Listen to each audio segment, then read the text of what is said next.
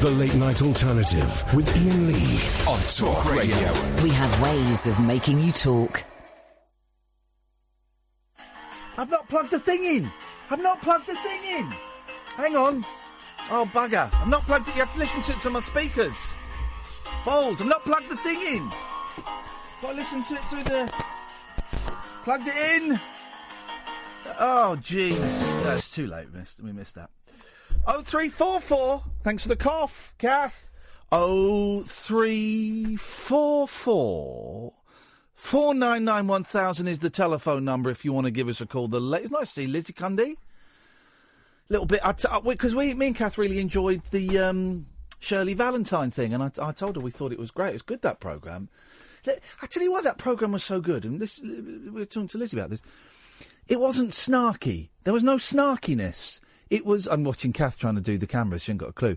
There was no snarkiness. It was just nice. I got a strange vibe tonight, guys. That's it. That you've gone out too far. Give us a thumbs up when you're ready, Sam. Stop. A little bit of toast. Do you remember that song? Yeah. Singing that a lot today. Paul Young, innit? A little bit of toast. Yeah, no, I know. Don't try and out music trivia me. All right, I'll out music trivia you, right? It's not music trivia, but I heard this today. I heard this today. This is great. You've got to tell me... Yeah. It's going to be a bit of a shonky show tonight, I feel. All right. So you've got to tell me... hang on a minute. Got to tell me... Yeah. You have got to tell me. No, not that voice anymore. Okay, right. Hang on a minute. Okay, so I need to... oh, bloody hell! This was going to be good when I had the idea in my car.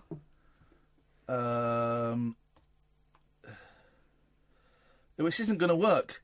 I need you to go and... I need you to step outside and not listen to... I need you to step outside. Happily. Sam, have you got any, music you could play for, 30 seconds while I find something...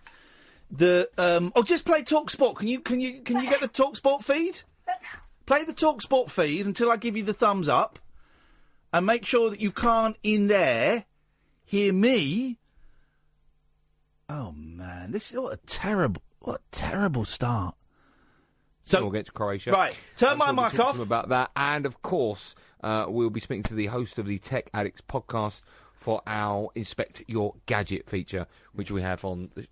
No, Josh still not. Man, how late is Josh tonight? We start. Come back in now. That was TalkSport. So, here we go. What I need to know, and you can't look at my computer screen, Katherine. This is one of the most famous songs in the world. Yes. It's not the original version. It's sung by the guy that wrote it. Uh-huh. What's the song? Who's the artist? Here we go.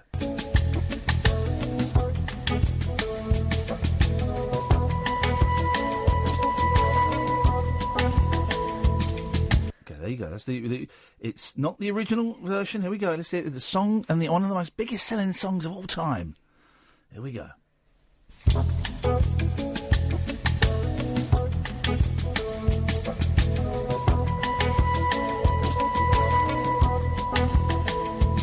But what is the song? Who is the artist? Is it It Only Takes a Minute, girl?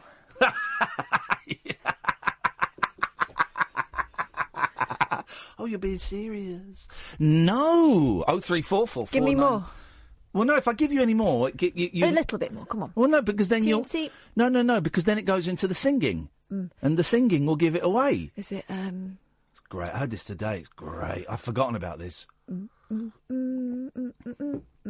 a bit. Oh, what a night. So it's... Now, there is a connection with that. Is there? There is. Do you know what? It's produced by the same person.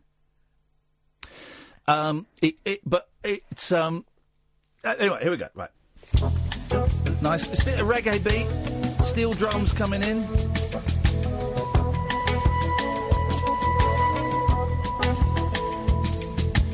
What is the song?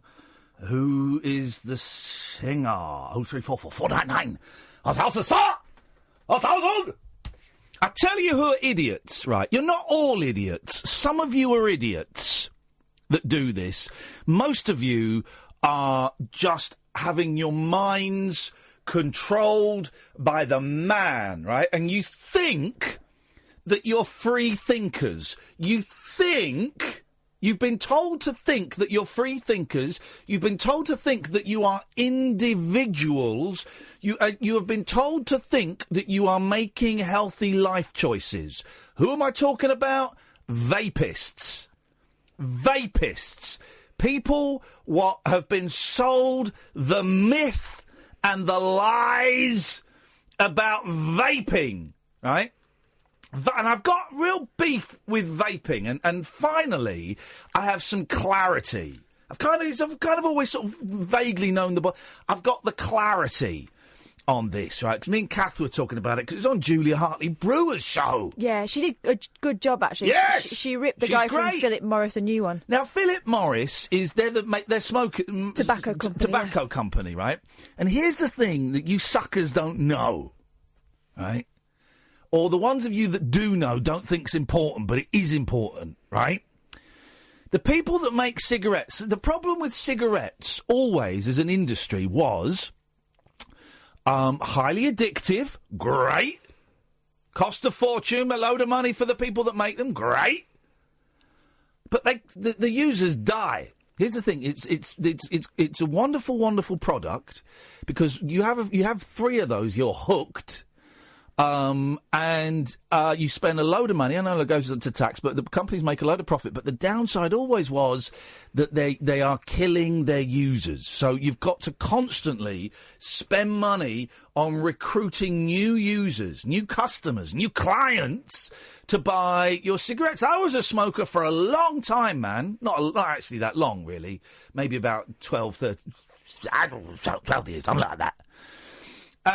So not a long time, but I smoked a fair bit, and it's an industry where they just have to keep signing up more and more people because the ones that are spending all the money are dying, right? And it's been for decades. The cigarette industry is thinking, well, how do we solve this problem of killing everybody that uses our product? So they came up with the most ingenious way of doing it, right? They came up with an electronic cigarette. So you've got one cigarette, right? And you plug it into your computer or wherever you plug it into before you plug it into your mouth hole. And you constantly have to buy crap for it. Juices, I think they call it. Vape juice, right? And here's the thing.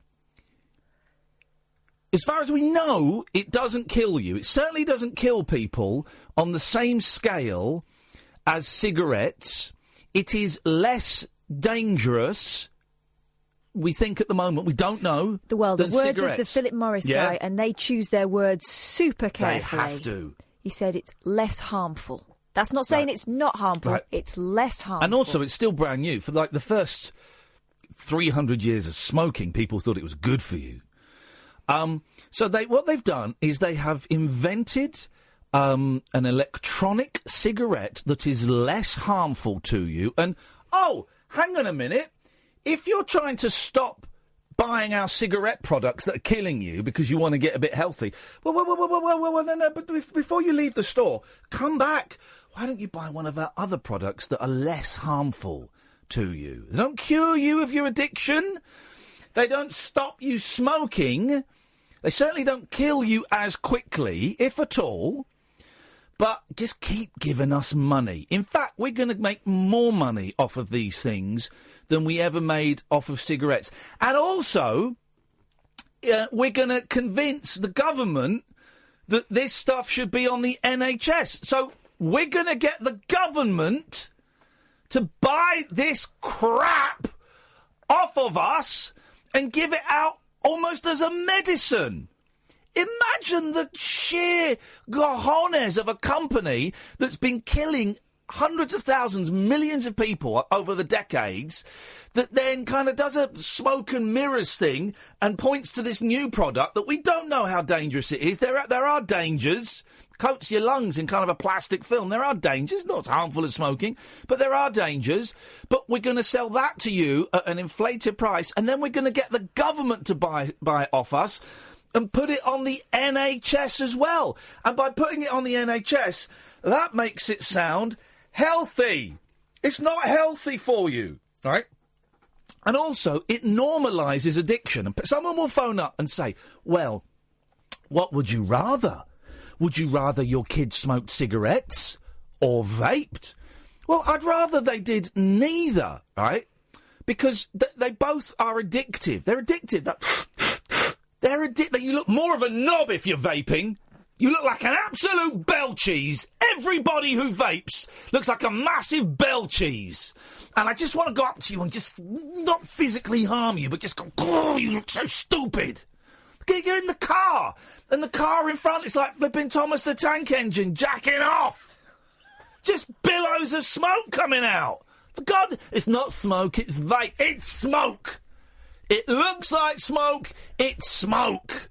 You idiots. Now, I used to be against all vapists, right? But I think some of them are idiots, and they know this, but they're in the pay of the man. They're in the pay of the man. I talked about vaping about 4 or 5 years ago, and I had so many tweets, angry tweets from vapists because they put it on a forum. But nearly all of these vapists had their own vape channel. You sick deviants! Simon, call in instead of tweeting me, you absolute bell cheese.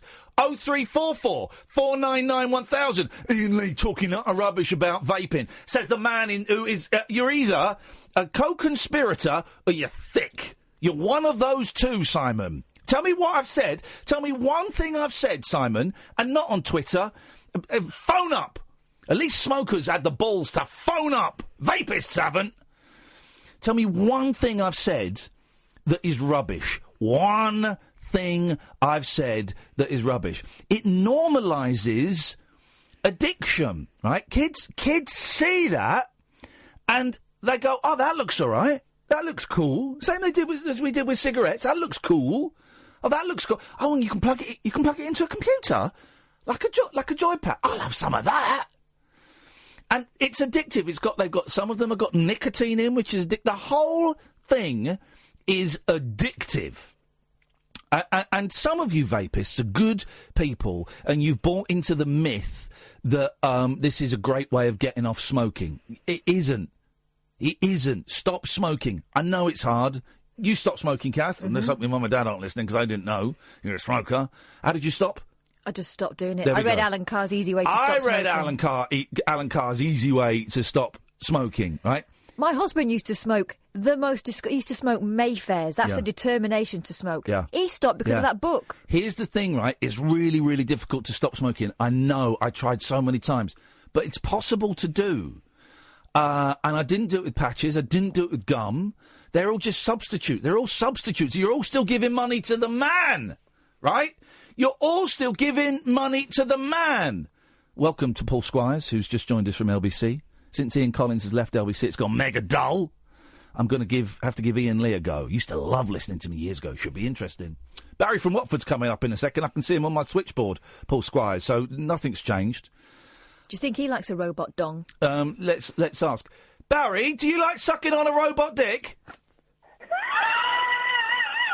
Sounds like he does. I'm doing it now. Hey! You're an idiot. Popcorn lung. Exactly. That's the thing you get is popcorn lung, isn't it? Popcorn lung. Also a great band from 1978. Weren't they wonderful? Got their second album on vinyl. Barry Court was in it, wasn't it? Popcorn lung. Barry Court. Oh, it's a year. Do you know what? It's a year to the day that we lost Barry Court. And do you know how I remember that? Because we lost him on the 16th anniversary of the 11th of September attacks in New York. Oh, well, you know, what a way to go, wasn't it? He wasn't involved in the 11th September attacks. That was a vicious rumour. Yeah, I know. No, what I mean when he went hoist by his own petard, literally. Tell him what happened to him. It was tragic. It was tragic. He was on his yacht. He was on his yacht using his hose pipe. His yacht, of course, Barry, was called Miranda. Yes, he was on Miranda. He was hosing down the deck. Yes, he was hosing down Miranda. Yes, because she was covered in all kinds of gunk. Yes. And detritus. Yes. And she had grease all the way around her bowsprit. Right up her... The rear end was basically ruined. The thing is, he backed Miranda into a dock and her rear end was smashed to pieces. Is it true there were other seamen present? Oh, I was just about to say that. Seamen all over her. And at one stage, I remember, there were all these carbuncles on her bottom. Oh, no. And they had to fish her out and scrape away. There's all shells, sea fish, you know, all the lot. Anyway, so what if I might take up the story? Please do! He's on Miranda, scrubbing away, and what happened was one of the planks gave way. He fell through, and he ended up right in the middle of her. Yeah. He drowned. Yes, and of course he had a small French bomb from the 16th century in the boat, his petard, and that it turns out that was live. It was live, and he was literally hoist. Well, I say hoist, he was blown to bits. Yeah, exactly. Well, here's the thing, and because those petards are so small, because he liked to clean Miranda naked, he fell back on it. It went up his jacksie, and then that set it off. It blew off in his arse. What a way to go. The popcorn lung was the last thing on his mind. No. But the carbuncles went, so, I mean... The carbuncles went, but basically he went down on Miranda, and that was it, really. Yeah. You know. What a way to go, blown by Miranda, and he went down, and that was it, really. Yep. Oh, well, that's a cruel ending to wonderful, wonderful fella. Thank you for a lovely call, Barry. Is that it? Did you have something to say? Well, I wanted to flog my new viral thing that's out there. Is it, what, AIDS? What a 90s sort of joke. Yeah, I know. Is. That was a throwback. I wouldn't have made a joke about it in the 90s. Oh, good God, no. No. Well, you had it in that. Listen, the thing is... Come on now. Yes. Along with popcorn luck. Yes. Leave it there. You phoned in. Would you like to play our music competition? Eh? What song is this? Go on, it's about... Just explain again. Yeah, so I'm going to play the introduction to a song. It's one of the most famous songs in the world, but it's not the original version. Right. But it is done by the guy that wrote it. What's the song? God. Who's the singer? Here we go. Good God. Here it comes.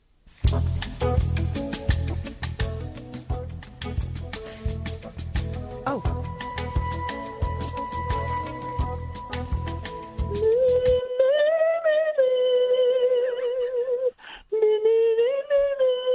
He's got it. Is it? He's got it.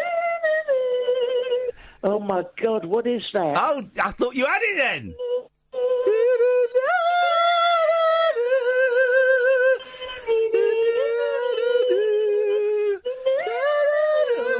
God. Oh, my God.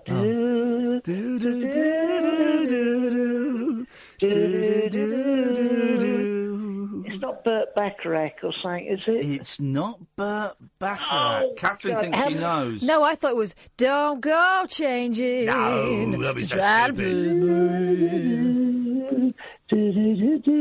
It's very difficult, mate, isn't it? Tricky. It's a tricky one. What does... Oh. Here we go. Here we go. Ready? I'll go first. Slightly out of time. Yeah, I know. Go on, Here comes Barry with some crap that he wants to sell to us. Here comes Barry with some crap that he wants to sell to us. It'll be a crappy video he's filmed in the front room and put on the internet. He thinks 'cause it's on YouTube that it is viral, but no one will watch it because it's shit. He's not as funny as he used to be in 2005. Your turn. Here we go. Here we go. Barry's turn. If you remember... No, not yet. Not yet. Here we go. Here we go. Okay. Your turn. That's a bit rich for you to say and be a bitch about my talents. I turned on the radio while I was on the bog about 5 minutes ago. You had no material, in fact you had to turn onto another station. It ain't gonna win the Sony, very, very poor. You are a whore. Wow, hang on, what the heck? That's libelous. So what's this internet viral sensation you've got for us? I've done a funny thing, and if anyone wants... Will you play it out? Well, where do I find it? On my Twitter page, Barry from what? Barry from what? Hang on a minute. And it's going like wildfire. Okay, let's have It's going like... What? Well, it might have to... It's a voiceover I've done. Okay, well, shall I play it now? If you don't mind. All right, let's see. Here we go. Okay. Playing. Here it comes. Okay, Barry, you ready? Yeah, ready. Oh, good. It's the Carpet Right TV. Yeah. Just take one, whenever you want. Carpet Right has all the bargains for this bank holiday Monday. Axminster, Shagpile and Linos. 15% off sale ends bank holiday Monday. Well, it's not bad. Not a bad start, Barry, but it just needs to be a bit clearer. Clearer? Yeah, maybe a bit slower. Slower, okay. Should we go for take two? Yeah, take two. All right, whenever you want. Carpet Right has all the bargains for this bank holiday weekend. Axminster, Shagpile and Linos. 15% off sale in bank holiday Monday. Yeah, Barry, it's just not that clear for the listener. Really? Yeah. What's the problem? It's kind of difficult to understand what you're All saying. right, I'll have another go. Right. Rolling. Does this take three? Okay. I think it's take three, whenever you want. Carpet Writers, all the bargains for this bank holiday weekend. Axminster, Shagpile and Linos. 15% off sale ends bank holiday Monday. Oh, Barry, I'm sorry, it's not really getting any better, is it? What? Which bit? Well, all of it, to be honest. Maybe we should do this line by line. All right. Do you think that would help? Yeah, let's have another go. All right, let's do take 4. Carpet Writers, all the bargains for this bank holiday Monday weekends. Axminster, Shagpile and Linos. 15% off. Sale ends bank holiday Monday. I'm not sure this is going to work, Barry. Yeah, well, you're an arsehole, mate. I didn't realise it was a documentary. I thought it was I thought there was a comedy piece you were promoting. They got mad for it on the internet. Have they? Yeah. Why? It's humorous. Humorous. Flipping heck! It's had 179,000 views! By Barry. Yesterday. They put it on yesterday. They've gone mad for it. And of course, you remembered to press the monetise button before you posted it, didn't you? Because then you get £1 per view. You're joking? Yeah, you got to press. What you do now is you press. You got to look for it. There's a button that says, "Do you wish to monetise this? Yes or no?" And I do. Yeah. Well, you got to do it before you post it. You click yes, and then you get £1 per view straight into your bank account. You're joking? Yeah, you did that, didn't you? Yeah. Did you? Millionaire now. Well, okay. Well, enjoy the money. That's not nearly 180 grand you've made. Great. You should be. What are you going to spend it on, Bazza? A holiday. Yeah. A Rolls Royce. Yes. Some clothes. Oh, you're going to have such a great time. Your Margaret's going to be so tough with you. Oh, no, for so good time. You fancy coming round, celebrate? Not after last time, mate, when I came round and she was dressed up as a French maid and hadn't forgot to put her knickers on. No, thank you, Barry. Please. You go and celebrate. Go and make love to your old wife because you're 180 grand richer. No, oh. No, Barry. No, Night. Love you. Night. Bye. Bye. Okay, well, they don't work every time. This is Talk Radio. The Late Night Alternative with Iain Lee on Talk Radio. We'll get you talking. Oh, two things to tell you. Me and Katherine are doing a show in London. Yeah. Sunday, December the 9th, 6 o'clock in the evening till 8 o'clock. And we kind of did like they call a soft launch. If you go to my website, iainlee.com, you can sign up for a newsletter. By the way, Darren, Alan, Hannah and Mick, stay there, come to me. And so we just mailed it out to them, and we've sold a third of the tickets already, which is over a third of the tickets now. So if you want to come and see us, London, it's our only London show for the rest of this year, then ticketsource.co.uk/Iain-Lee. Ticketsource.co.uk/Iain-Lee.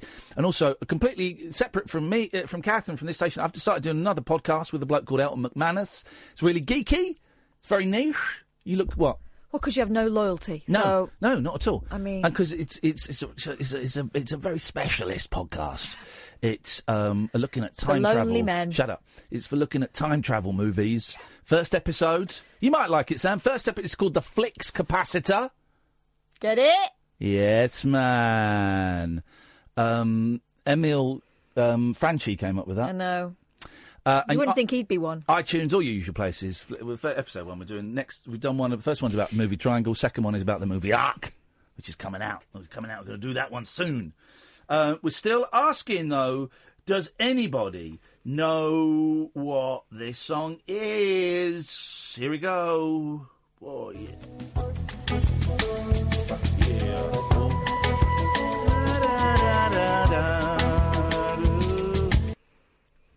Let's go to Alistair. Oh, hang on, we'll go to you in a minute, because you came on last. Sorry, you're up there first, but you came on there last, so we'll go to you in a bit. Let's do the people that called in first. Darren! Hi. Hello, Iain. Howdy, Iain. Howdy, ho-ho. I'm a first-time caller in one respect, Iain. Well, in the respect that you haven't called for ages. If you let us. Okay, please do, Darren. Sober for a month. That doesn't make you that doesn't make you a first-time caller. It's a first-time caller sober. Hey, Darren! Cheers. Get it? Now, don't say cheers. It's a trigger word. What do you mean by the trigger word? Oh, it's a joke. It's a joke about drinking. Oh, right. I missed it. I look forward to it. No, you know how that come about as well, if you don't mind us telling you. I don't mind you telling me. Thank you. You're welcome. I talked to the doctor the other week, and I thought that one bottle of wine per night, which I don't crave alcohol through the day because I'm self-employed, so I do not drink through the day, was nothing. But anyway, I told the doctor, and it flashed up on the computer about all sorts of things. So I just stopped. I've stopped for good. And so, how long? When was your last drink? Been a month. You must be thirsty. No, you know what it is. I'm going to my niece's wedding to her wife at the weekend, and I even set the wall. I said, "Look, I'm going to have a pint lunch when you're not, like." So, good. No, I'm not going to bother. I'm glad you're so determined. Well, that's great news. It's hard to see all the family pissed. So, excuse me, yellow card. Yep. Other thing, the vape thing. Yep. All my family have changed to those things, and you're right what you say. The research is not. Initially, it's been done, but it's not good enough. No. I'm a smoker myself, but all it is to me is another scam. You're giving more money to the same people over a longer period of time. It's just another way of drug pushing. It's another way of hustling. They're hustling you. It's a con.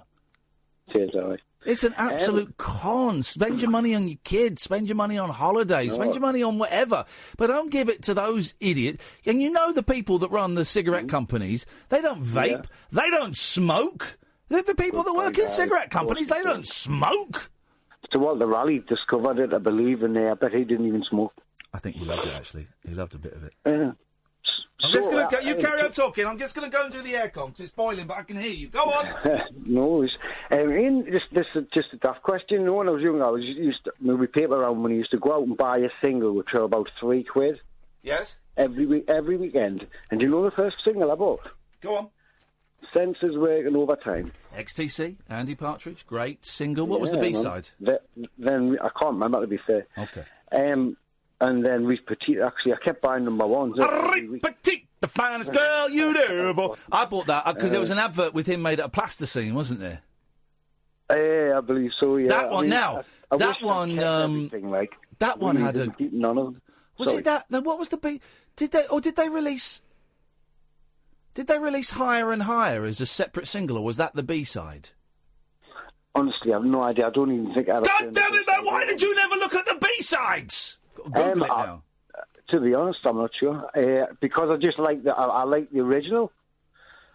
And then by the following week, paper round, I'd buy the next single. I had a pile full of singles which were thrown away, and I'm gutted about that now. And also, I had a collector's item, right? It was the J. Giles Band album. Right. Okay. Scratched to bits by me. It was only 13, wasn't it? Why is that collectible, though? A scratched record? Apparently it was a good album that you couldn't really get hold of. I'm not sure. Hang on, you can get the J. Giles album anywhere. No, this was the original. I can't even say it on the name of the album. Okay. I'm getting bored now, Darren, but thanks for your call. I appreciate it. No worries. Ta-ta. Let's go to Mick. Good evening, Mick. Yeah, mate, job's done. Sorry? Hello? Hello, Mick. Oh, yeah, right. Yeah. I was just in the middle of something then. Okay, well, do you want to go back to it, or do you want to talk to me? No, I've just finished. Follow A428. Well, hello? Yeah, go on then. Yeah, I'm just a little bit... All right, thanks very much, Mick. Cheers. Let's go to Hannah. Good evening, Hannah. Hiya. Yep. I think I know the song. Go on then. I think it's Neil Diamond. What? I'm a Believer. What do you reckon, Kath? I don't know. There we go. Let's have a little listen and find out. Here we go. I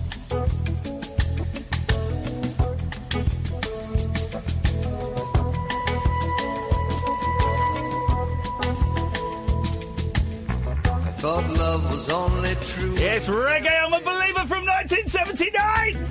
It's great. It's Yes Man. Here we go. New lyrics here. Paper house that's made to stand with paper. Listen to the chicks in the backing vocals and the chorus. This is all I great. thought that love could ever be. What's the use in trying? Yes, man. All you get is pain. Oh, yeah. When I needed sunshine, I got rain. Then I saw her face. Now I'm a believer. Not a trace. Put down your mind. I'm in love. And I'm a believer. I couldn't leave her if I tried. Not if I tried.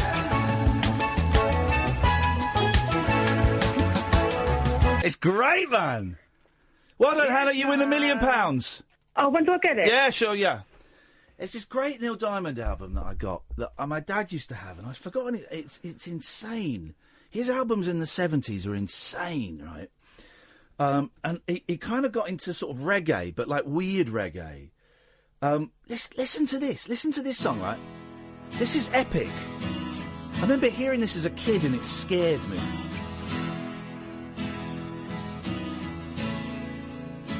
This isn't reggae, by the way. He got very pretentious and pompous in the mid to late 70s. Here we go.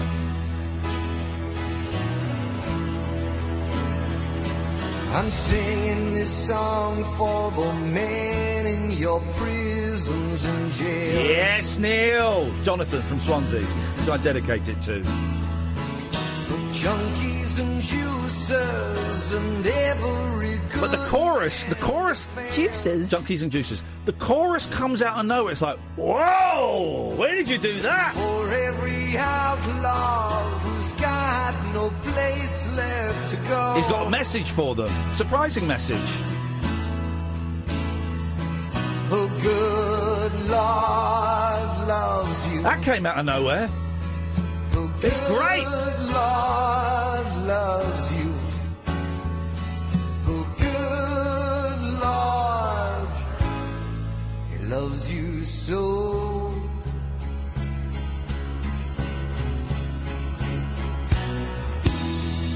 It's a great song, right? then you skip right to the end. So it's all this upbeat, it sings about the downtrodden, the unfortunate, and it's quite triumphant, a bit gospel-y. Ain't it sad? Oh, right, go. Then it's got a really downbeat ending. The good Lord loves you. The good Lord loves you. The good Lord loves you. The good Lord loves you. The good Lord Downbeat ending. loves you so. Ain't it sad that we're doing so bad? Oh, Neil, come on. flipping What a heck, buzzkill. Absolute buzzkill. 0344 499 1000. This is Talk Radio. The Late Night Alternative with Iain Lee. On air and off the leash. On Talk Radio. 0344 499 1000. I'm going through a massive Neil Diamond jag at the moment. I love it. I'm loving Diamond. The diamond is rough, but I want to smooth the diamond. We're going to talk to. Remember, we had the lad on yesterday who's a reincarnationist. We're going to have the lady on tonight at 11 who's, she is convinced her mum has come back to her as a Robin. Yeah, Wendy Fry. I'm looking forward to that. We'll have a little bit of that. That'd be nice. Let's go to Alistair. Good evening, Alistair. Evening, Ian. Evening, Alistair. Just wanted to let you know that, the first night you let me back on? Yes? Well, since then I've not drunk. Excellent news. Well done. Congratulations. Congratulations. So I'm feeling a lot better. Good. And so that's the first thing. I was going to enter that music competition, but I would have got the answer wrong, I'm afraid. Yeah, well, it's a good job that you didn't enter the competition. Do you know what I was going to say? Obviously not. You are the sunshine of my life. Thanks very much, but what song were you going to say? Oh, yes, man! You got it. Yeah. Alistair, stay tuned. I'm going to play... It's a bit music-y tonight, I don't care. Can I play something? I heard this on the Tim Heidecker podcast, right, a bit of it, and I thought, oh, that's amazing, and I found it. Can I blow your mind with a bit of music? Well, you can try. No, I'm going to blow your mind with a bit of music. This is stunning, right? It's a song you know. You personally know one of the artists behind this. Oh. 50% of this act, you know. You've met and you've hung out with. Right. But you never heard it like this. Turn the microphones off, Sam. Listen to this. When I wake up, well, I know I'm gonna be the man who wakes up next to you. When I go out, yeah, I know I'm gonna be the man who goes along with you. If I get drunk, well, I know I'm gonna be the man who gets drunk next to you. And if I heaver, yeah, I know I'm gonna be the man who's heavering to you. But I would walk 500 miles and I would walk 500 more just to be the man who walked 1,000 miles to fall down at your door. When I'm working, yes, I know I'm gonna be the man who's working hard for you. And when the money comes in for the work I do, I'll pass almost every penny on to you. When I come home, oh, I know I'm gonna be the man who comes back home to you. And if I grow old, well, I know I'm gonna be the man who's growing old with you. But I would walk 500 miles and I would walk 500 more just to be the man who walks 1,000 miles to fall down at your door.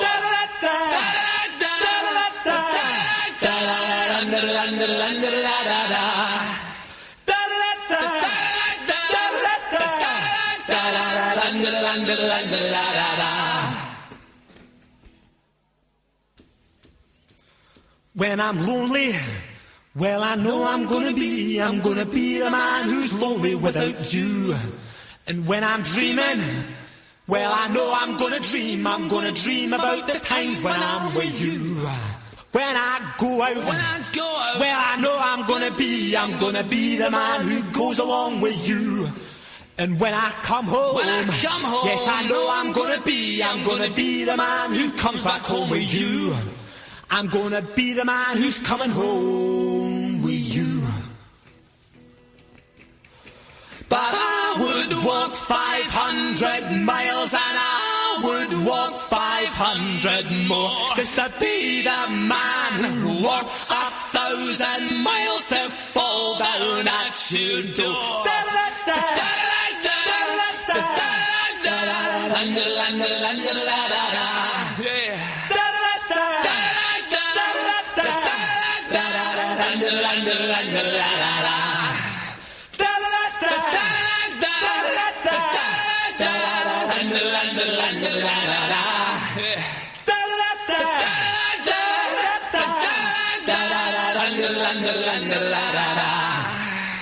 And I would walk 500 miles and I would walk 500 more just to be the man who walked 1,000 miles to fall down at your door. And that's something else. I had about 20 seconds of that on Tim Heidecker's podcast this week, which is a great podcast, by the way. Office Hours. I've got to chase up Doug Pound and see if he'll still come on the show. Trying to get Neil Hamburger on the show as well, guys. He's got a new album coming out. Me and Kath have heard one of the tracks, and it's mind-blowing. But that is incredible, isn't it? That is incredible. And you think, the Proclaimers, they're a good band, but you listen to that stuff, that's amazing. I had that on repeat this afternoon. That just blew me away. It's incredible. 0344 499 1000 is the telephone number. I'm struggling to get a bit of a vibe going tonight. Feels a bit disjointed. I'm not quite sure why, but that's the way it goes. Let's take this call. Hello, caller. You're on the air. Hello. I didn't know you were doing calls straight to air. I saw you flash up. I saw Sam was talking to another caller. I thought I'm going to speak to Jack. Oh, okay. Well, you caught me off guard. But anyway, you phoned in. How could you be off guard? Yeah. You phoned in. You knew someone was going to answer. On guard. I've got a radio question for you. Okay, beautiful. They're the best kind of questions. You know the delay that you've got? Yes. 10-second delay. 7-second delay. 14 seconds. Oh, is yes. It? Yeah. We got double delay. There you go. How does maybe you've just answered it. What? How does the delay pick back up again after you've dumped it? I'll tell you exactly how it does it. It stretches gaps.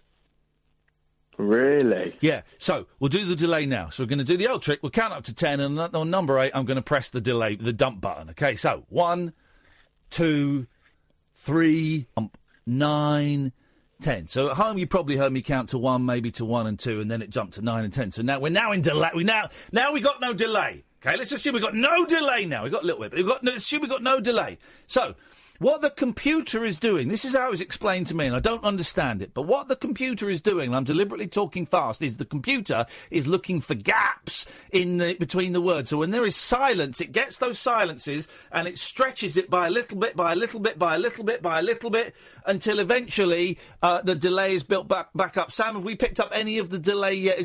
Have we picked up all of the delay now? Well, there's no gaps. There's a big gap. So it just gets the gaps and it stretches it. I don't know how it does it. I don't know how that works. With my mind. I know that when I worked on a music station and I would hit the dump button, then play a record, sometimes it would stretch the record out and you'd hear it because there were no gaps in it. You'd hear the record. Time would go a little bit elasticy-wasticky. So that's how it does it. I never hear your voice slowing down or something. No, no. Yeah, no. It's but that's kind of how it works, really, and it means that scumbags and racists can't come on and spout their evil filth. Okay, that's brilliant. That was the first question. The second question. God, yes. This is the final one. How to win listeners? Yes. Hello. I didn't know that AA or NA or CA or OA or GA or whatever. Yes. I didn't know that it was a religious spiritual type of. Well, group. you've said two words that don't necessarily go hand in hand. Yeah, that's fair enough. Actually, it's not religious. Right, because this is when you were talking about it yesterday or whenever you were talking about how you were saying you were comfortable with saying the word God, and so I started researching it, and I'm looking at this 12-step thing, and I'm completely ignorant. I know nothing about it, but I didn't know that it was it's not. that sort of approach. It's not. So, what sort of approach is it? Well, I feel I've answered this so many times. Do you? Are you an alcoholic or an addict in any way? No. Then don't worry about it. Honestly, don't worry about it. Don't, because it'll just stress you and confuse you and get you angry, and there's no need for it to stress you or confuse you or get you angry. Suffice to say, in one of the readings that we read at the top of every meeting, we say this is a spiritual, not a religious organisation. Right. That's it. My suggestion would be they print the word God with a capital G. I would suggest that they print it with a lowercase g. And the guy that started it, Bill W, was coming from a religious perspective, but it ain't religious, and that's it. Right. So don't let it worry you. Let us junkies and boozers sort it out. You don't need to worry about it, Jack.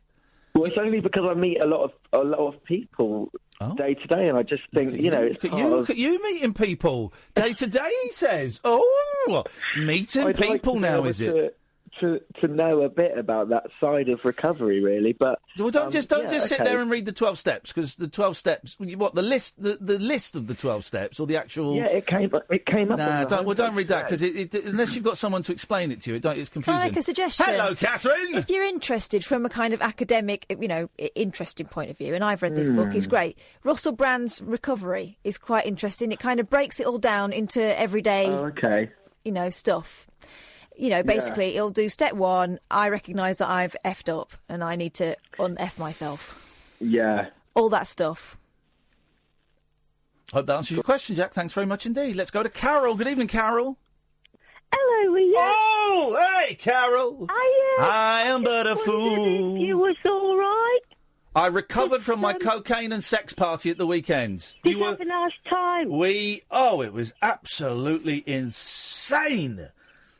I was sore as a door after that. I could only just start walking today.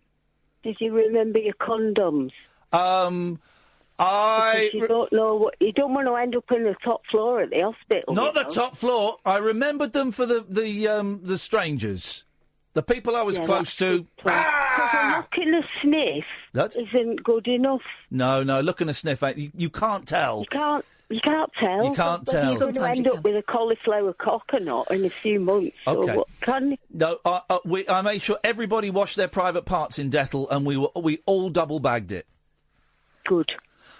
Because you don't want any unexpected consequences. We don't want babies and we don't want diseases. No, it was just a party. Just a party. Just a party. Have a nice time. Lovely time. Next time, can you give me a bit more warning? Oh, of course we will. Yeah, you're... And tell me where you live, because I can't go to a party if I don't know your house. Carol, you're coming. We were all looking at your picture online. I know you dirty buggers. Yep, we go. She's calling me a dirty Did you bugger. like me? Yes, I liked you. I tell you what, when I got picture took, I was like a plucked chicken.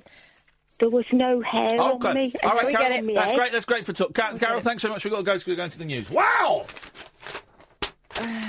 Like a plucked chicken. That's Carol was. What was the website? Because Kevan emailed me at the weekend to say that this is true. Kevan, who took the picture, emailed me and said, "Thanks for plugging me on the show and tweeting it. We had like 1,800 new viewers go and look at our website on the day and the day after that you mentioned it." Every single one was appalled. No, I thought, well, here's the thing. Well, more power to your elbow. And you know the nudie women by the race car? Yeah, how can I forget? He said that they got a driver kind of let them in and snuck them in, and they were standing guard while they took those pictures. Good for them. Good for Kevan. Good for the girls. Good for the grannies. Good for everybody. Well done, guys. Good for Dettol wipes. More people should strip off. Who's that? Well, no, here's the thing, right? Who's that? I mean, is it pre-recorded? Good. Who's that dirty bugger who goes around the world, right? He did it in Hull. And he puts an advert out saying, I need 10,000 naked people to come and take a picture. And then 10,000 naked people come out the next morning and he takes a picture and he puts them in like a position so it looks arty. And then that's considered art. Kevan gets 4 young ladies to sit astride motor cars in the nuddy and that's considered soft porn. What's the difference? There's no difference. Honestly, Google, you know what I'm talking about, don't you, dear listener? The artist. And he gets 10,000 naked men and women in Hull. And it's art. And they do it on BBC local news. It's art. 0344 499 1000. Very poor first hour of the show. I promise I will try harder. The Late Night Alternative with Iain Lee on Talk Radio. We have ways of making you talk. Here comes the sun, do-do-do-do. Here comes the sun, I say it's alright. Little darling, it's been a long, cold, lonely winter. Little darling, it feels like years since it's been here. Here comes the sun, do-do-do-do. Here comes the sun, I say it's alright. Little darling, the smile's returning to the faces. Little darling, it seems like years since it's been here. Here comes the sun, here comes the sun, I say it's alright. Sun, sun, sun, here it comes. Sun, sun, sun, here it comes. Sun, sun, sun. That's all right. But them Beatles could sing, couldn't they? Them Beatles could sing. 0344 499 1000. The Late Night Alternative with Iain Lee and Katherine Boyle. Yesterday we had Nicholas Adjula on the show. Remind us who he was, please, Katherine. He was a past life therapist who says himself he's been reincarnated several times, and he'd been chatting to a lady called Wendy Fry. The thing I liked about Nicholas was he was doing like his economics exams at the age of 17 and went, nah, I don't fancy this. I want to go and hypnotise people and see who they used to be. That's what he did. His mum was furious. I mean, he's still pretty young. Yeah. I mean, no, he's about 30. Is he? Well, because he said he was 17, and I'm sure he mentioned 13 years ago. I've seen his picture. He's wearing very well. Oh, he looks young. I think he's about 30. Well, considering how many lives he's had. Which is young as well. Which is young. We're old. We're old people. Anyway, he's been talking to Wendy Fry, who they were both on telly. I think the tail end of last week. Yes. Talking about this sort of experience of reincarnation, and Wendy's had an experience of her own. I'll let her tell you. Well, she's on the phone. Wendy Fry is on the line. Good evening, Wendy. Hey, good evening, Ian. How are you doing? I'm all right. Thank you so much for coming on. So tell us your story. We're fascinated by it. Yeah, and an absolute pleasure to share. Thank you. So, originally speaking on This Morning last week, I was invited on just to share my experience of connecting with spirit, which interestingly came through the form of a robin. Wow. And I hadn't had this experience before until my mum passed away. And as I said on the show, Mum and I had quite a difficult relationship. Growing up, Mum's life hadn't been easy growing up, and right until the day she died, we were often in sort of conflict or didn't fully understand each other. But it was shortly before I was going to launch my second book, which is called Mothers and Daughters. I was really, I guess, sort of pondering of can I put this in the book? Can I put part of my story in the book? And I'd gone for a walk over Nonsuch Park, which is an area local to me in Cheam in Surrey. And when I was sitting there thinking, should I ought to be doing this? Yeah. This beautiful robin came down and sat. It was almost sat on my shoulder. It was at the back of the bench. And I was startled initially. And as that bird sat there, I just felt this opening in my heart and absolute love coming through. And I thought, what's going on here? Yeah. So it probably sounds a bit odd, but I'll just explain it how it happened. So this little birdie was sitting there, and I looked at the bird, and in my head I'm saying, "Hello, little birdie." So who are you then? Because it was looking at me very curiously. Wendy, why were you saying in your head? Whenever any creature comes near me, I say, look, I went for a walk today near me, and I walked through a field of cows. I was chatting to those cows like nobody's business. I love it. I love it. Did you call out? Actually, I went past a field of cows yesterday, and I called out, "How now, brown cow?" No, I didn't. But what I try and do you do whenever I see a field of cows or sheep, I try and speak to them in their own language to try and get a response. And sheep will always reply. If you do, sheep will always reply. But sometimes I've got cows to reply. But it's tough to get the tone right. Anyway, sorry. I love that. I'm definitely going to put that on my list of things to do. Oh, do it.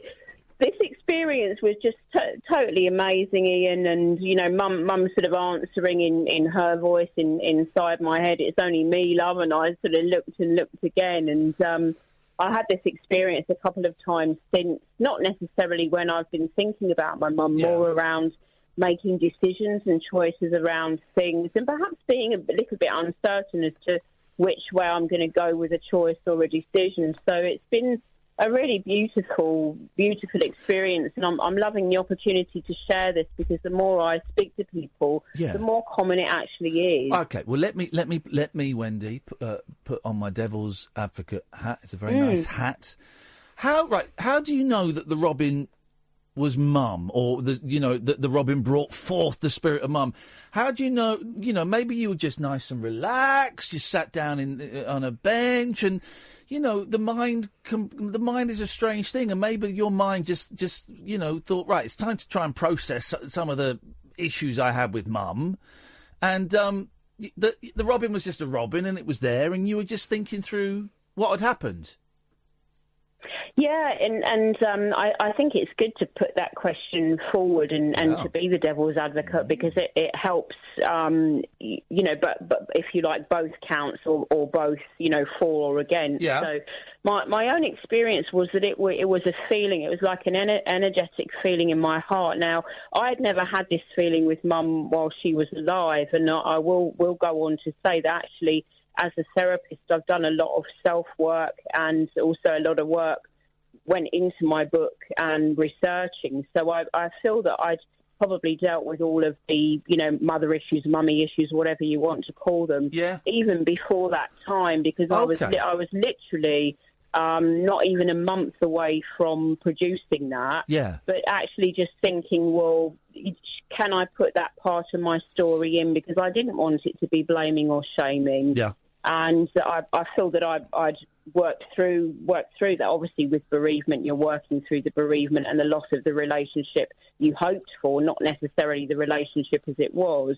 But I think that's a great question, because, again, I can see that side of things, that, I'd had a lovely walk. It was a beautiful day. And people may say, oh, did I wish that? Did I sort of conjure that into being?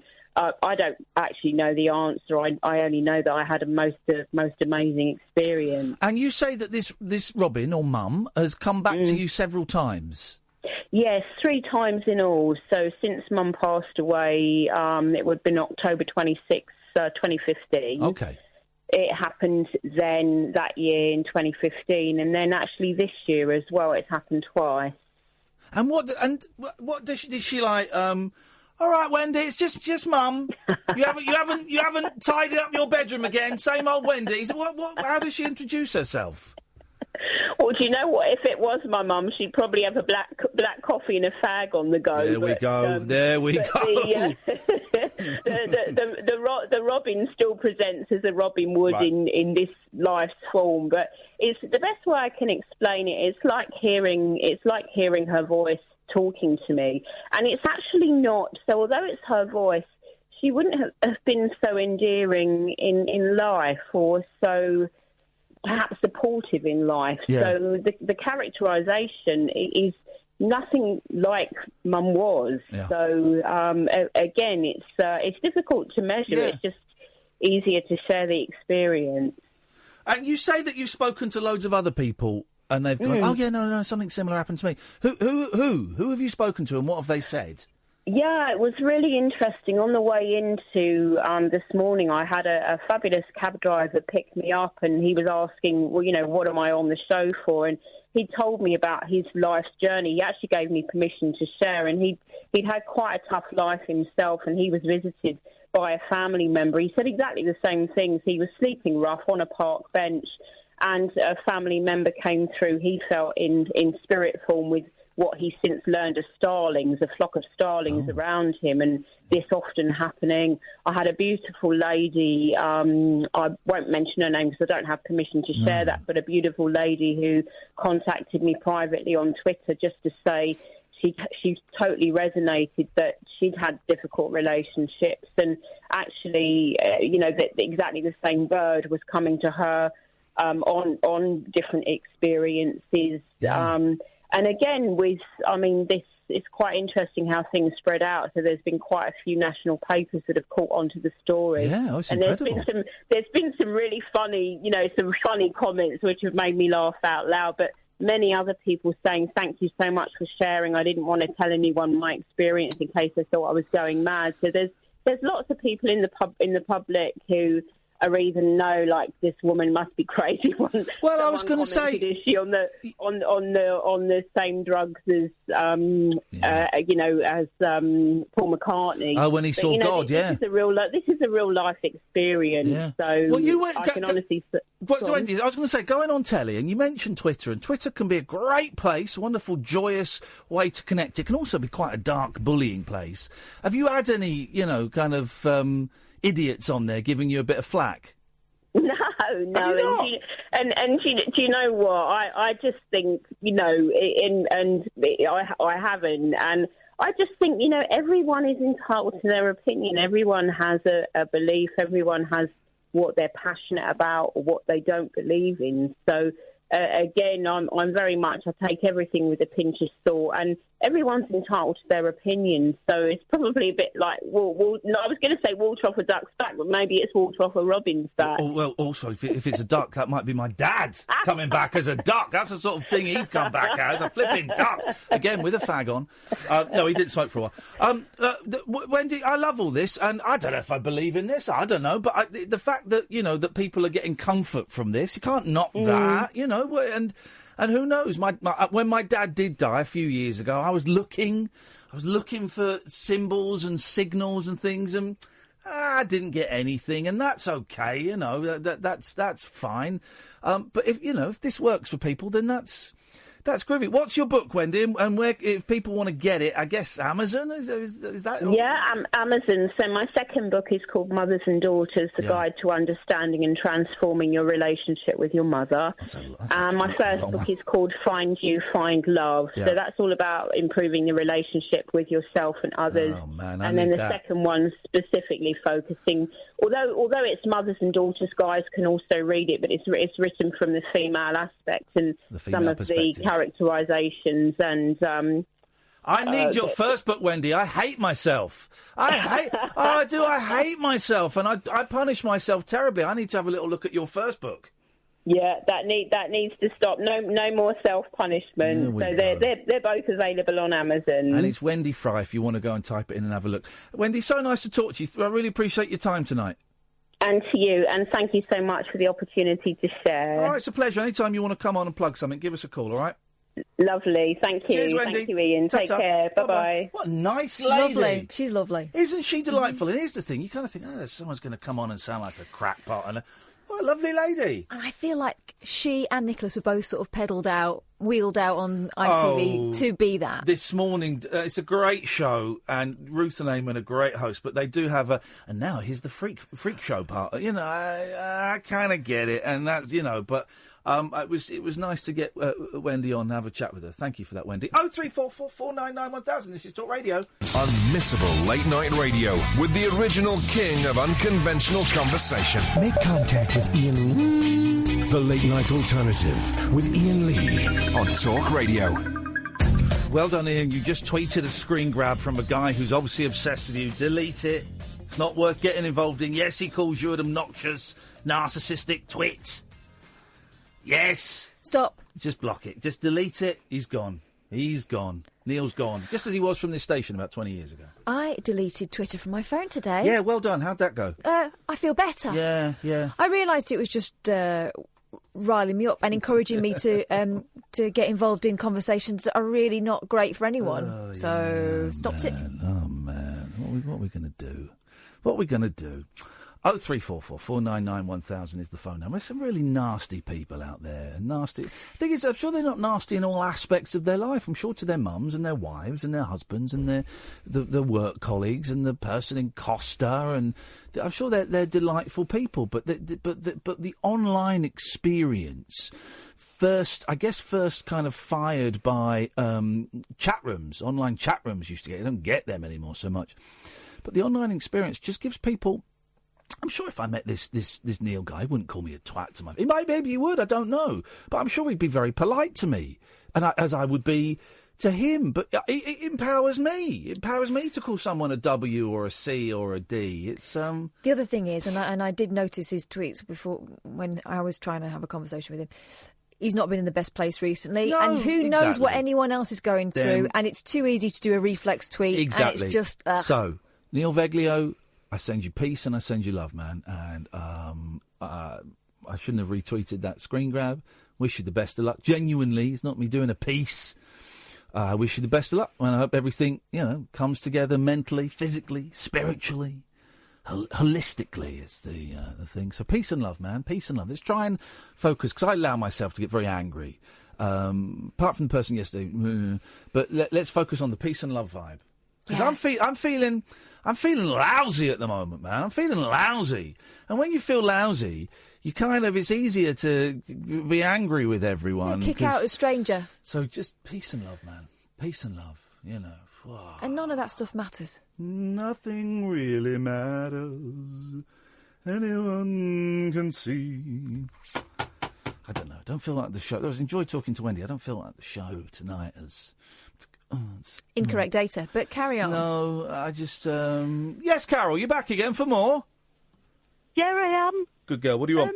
You was just saying about your dad, and you couldn't get any connection with him. Well, he's dead. Well, you've got to invite him in. Where you're living. You just open the front door and say, "Hiya, Dad. Do you want to come in?" Don't, because you're going to make me cry. You're going to make me cry saying that. But I appreciate... No, I won't. Well, no, you are. That's way to do it. Seriously, I know a friend of mine who's a clairvoyant, and that's how she said... Is she naked?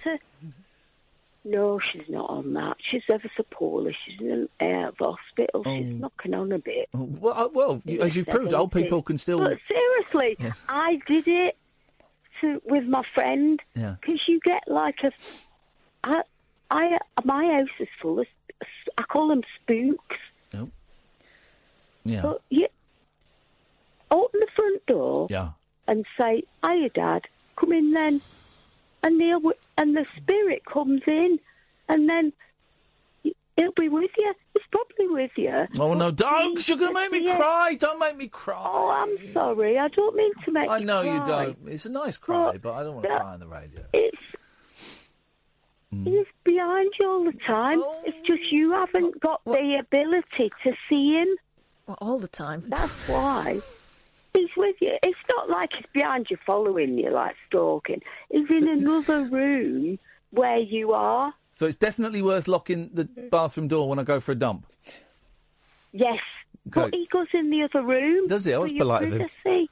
Seriously. I believe that lady totally, because just because you can't see something doesn't mean it's not there. Like glass? No, like radio waves. Yeah.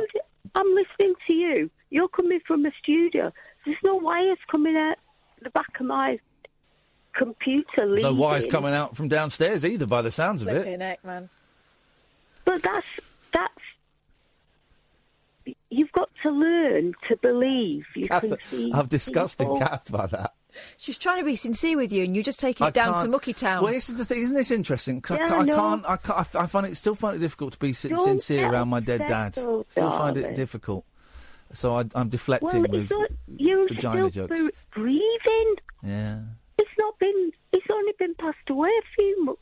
No, my dad's about 5 been years. dead for 30 years, and I still miss him. Yeah. But things happen. But he's not dead. His body's gone, but his spirit is still around. Okay. So he's not actually gone. Yeah. Okay. So that's how you can do it. You've just got to. You should come to our show in Bath. How far is Swindon from Bath? Oh, it's not so far. Come to our show in Bath in November. Can we put her on the guest list? Yeah, we'll put you on the guest list. Oh, that'd be nice. Trouble is, I've got walking sticks, and but because I count as disabled, I'm supposed to have somebody with me to help me not fall flat on my face. Oh well, but I'd love to come. Okay, well if you could listen. Whereabouts in Bath are you? It's a tiny little theatre called the Rondo Theatre. It's in November, but if you want to come, we'll put you and a friend on the door. So if you can find someone who can bring you. Then the two of you can come and see it for free. For free? I like that. Yeah, exactly. And you can sit in the front row. Go on. Sit in the front row. And we'll invite you up on stage. You'll regret that, because I can't stop talking. We've noticed. You'll have to say, shut up, Carol. We've noticed. Is that how we switch you off? Yeah. All right, shut up, Carol. 0344 499 1000. Good evening, Cleo. All right, bud. Yes. Wendy triggered us a little bit with the whole bird thing and. Well, just to remind you, mate, we finish at 1. Yeah, well, I've got to think of my dad, because he was massively into birds and stuff. He was in the RSPB, and he got me to be in the Young Ornithologist Club and stuff like that. Yeah. And when he cocked it, he died. When I lived in Newcastle, he was still in the sea, it's miles away from Newcastle. Yeah. And in order to attend everything and sort everything out funeral-wise, I had to come through to see Ham. But on the way, for some reason, I needed to see him in hospital. I know he was dead, and there was nothing really I could do. There was no... Everyone was saying, wait till tomorrow. Once you've got your head sorted, then you can go and see the body and blah, blah, blah, blah. And I was like, nah, for some reason I need to go now. And it was one of these miserable, rainy, awful, dark days, and it was horrendous. And I went in, and just the whole process of going to see his body was depressing as hell. And it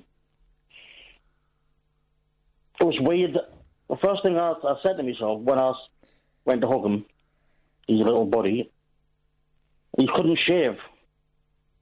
He was always crap at shaving. He was one of these blokes who walk around with a netty roll on his face, toilet roll on his face everywhere. He was really bad at shaving. Yeah. And the day he died, I was thinking, you couldn't even shave yourself the day you flipping died. Yeah. That's oddly, weirdly, the only thing I could think. Well, we do think weird things when we are confronted. Just odd little things that keep us sane, I guess. Exactly.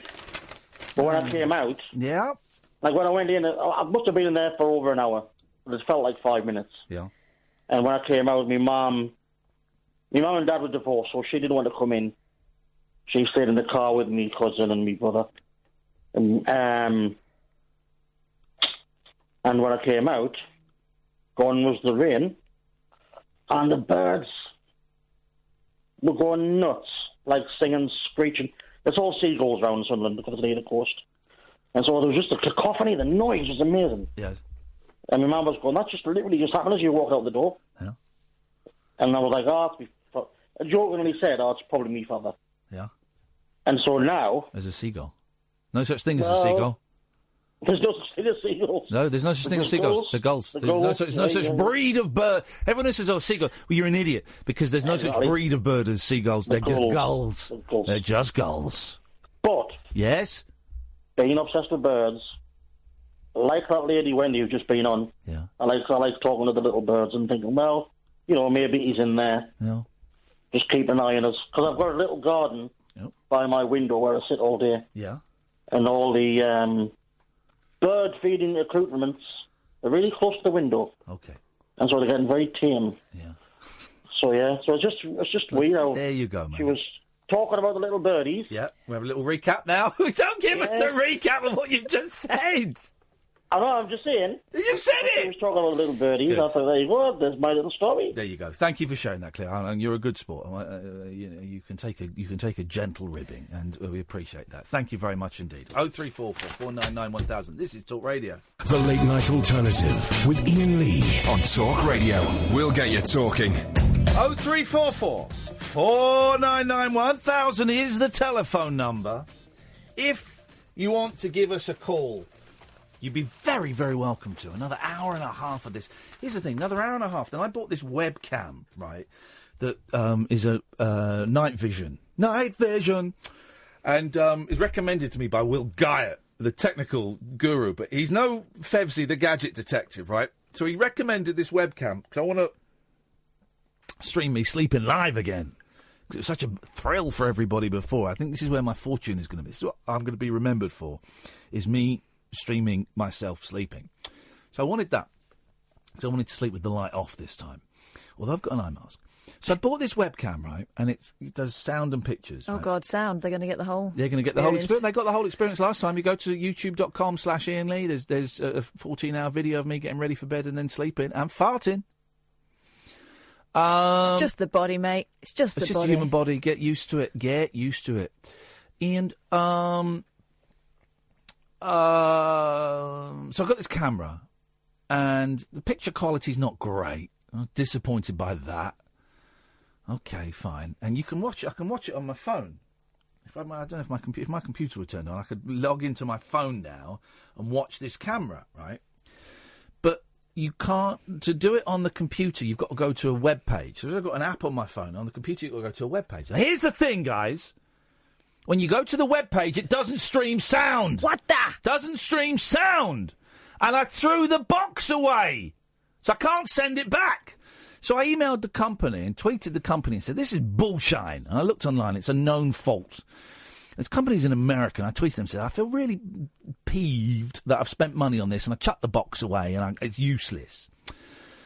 So basically, for the last week, they've been phoning me up from America to talk me through how to fix it. I know it can't be fixed. It can't be fixed. It's a known fault. But they keep... this is incredible customer service. Yeah. They're phoning me from America. They call me Lane. Of course, Lane. But they phoned me up today about 3:30, and I said, look, can you phone me up like 2:30 tonight, UK time? They went, yeah, okay, Lane, we'll do that. So I'm going to get a phone call at 2:30 from America. When I get home, America's going to phone me up, and they're going to spend ages on the phone telling me how to get something to work that I know, because I've been on the forums, I know won't work. This is my life. But what you need to do is charm them, and then they'll send you something else. Maybe they will. Yeah, they won't. Charming. They won't. The jungle means nothing to those losers. No, but an English accent does a lot. No, not these guys.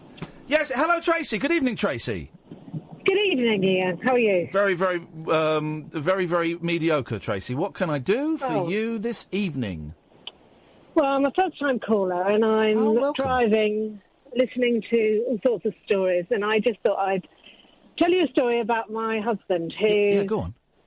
Lost a very, very close friend of his very suddenly. He went in for an operation on his ankle, and sadly he didn't get through the anaesthetic, so it was really shocking and really upset. Yeah, I bet. And my husband, with the spiritual side of everything, is the biggest cynic on the planet. Yeah. And doesn't want to know about life after death or anything. And really out of character, he came out with me 2 days after his friend died, and I went into a beautician's. He would never come and sit and wait, but because of circumstance, he ended up coming and waiting for me. And as he was sat in reception, just kind of biding his time, there were some cards on the table next to him. Yeah. And they were tarot cards. And he picked up a card, just split the deck, and turned it over. Yeah. And when I looked across, he was crying. Yeah. And I said, what on earth is the matter? And he had this card, and he took a picture of it, and it said, "I bring you a message from your deceased loved one. Yeah. I'm happy at peace, and I love you very much. Please don't worry about me." Now, he's never... Hang on a minute. I missed something, Tracy. Sorry. So he had a tarot card. Well, they were there on the side. He didn't know what they were. He thought they were playing cards. Right, so he cut the deck, and what happened? He just read the card, and the card said, "I bring you a message from your deceased loved one." Shut up. This is 2 days after his friend died. No. And it said, "I'm happy at peace, and I love you very much. Please don't worry about me." Shut up. No. Yeah. Now, you tell me. Catherine's put her cynical face on. Didn't that apply to everyone? Well, but there was a deck of cards. It was a deck of... the only card that had that message. All the cards are different messages on. But if you pick that card, it's going to mean something to everyone, isn't it? Well, no, yeah, exactly. But there was a whole deck of cards. Okay. What are the chances of that one being Thank you, the card Tracy. picked? Go on, Kath. Say the thing again. But if you pick that card, that would mean something to anyone. Say that again. No, it's fine. No, because No, you believe what you want. No, but... I don't want to spoil it for you, but it's bullshit. Tracy's a new listener and a new caller. And I'm on yours. You know, you could not meet a more cynical person than my husband about this. Well, you should meet Kath, if I'm honest. So how is that explainable? That of all the cards, if he did it again, it would never happen again. Well, what did on that day? What did the other? What were the messages on the other cards? Were they about people passing or? No. That was the only one about someone deceased. Kath, don't just sit there pulling faces. Come on. Oh well, nice. That's it. It's a nice coincidence. Well, okay, it could be a coincidence. Because I could. It could be. Because if I picked up that card, I go, "Oh gosh, I know someone who's died as well." That's no, but nice. you don't seem amazed. No, that's not the. No, I'm not amazed for. No. But that's not the miraculous in inverted commas thing here. What is that was the card that was picked out of a deck of however many cards there were. So were there messages on all of them? Yes. Yeah. Well, then those messages are probably nice and general too. Money and family. That money and family. He lost both his parents 20 years ago. That wouldn't have even entered his head to think that would be a message from them. It wouldn't. You think that's rubbish. But the fact was, he was a day into grieving. Yep.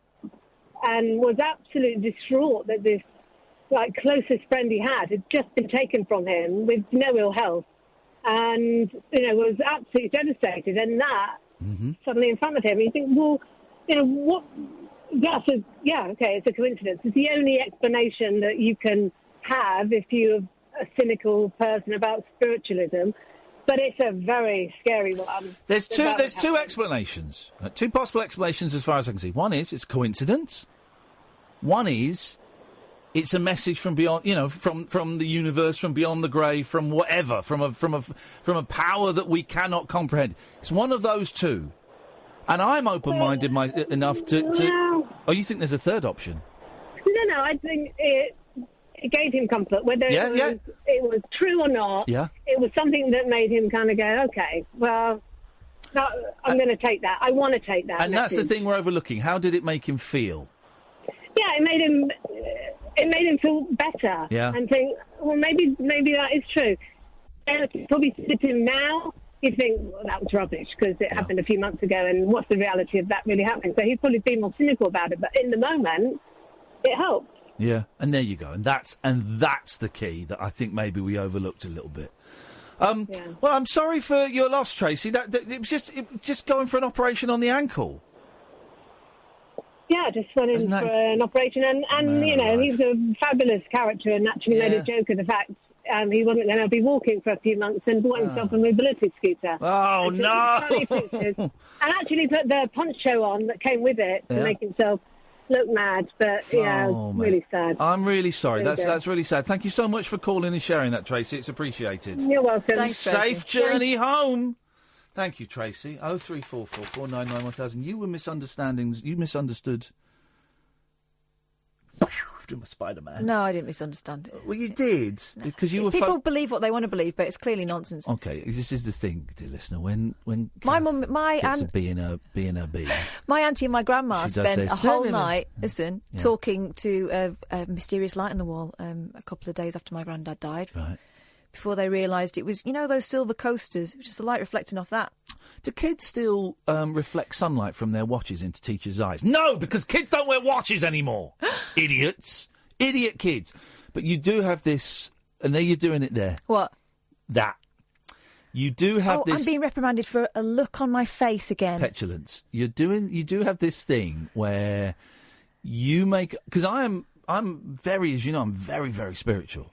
I'm very, very open to... I'm very... Too open, you'd say. I'm very, very open to supernatural experiences. Many people believe I have a gift. So I will listen and I will weigh up the evidence and all of that stuff.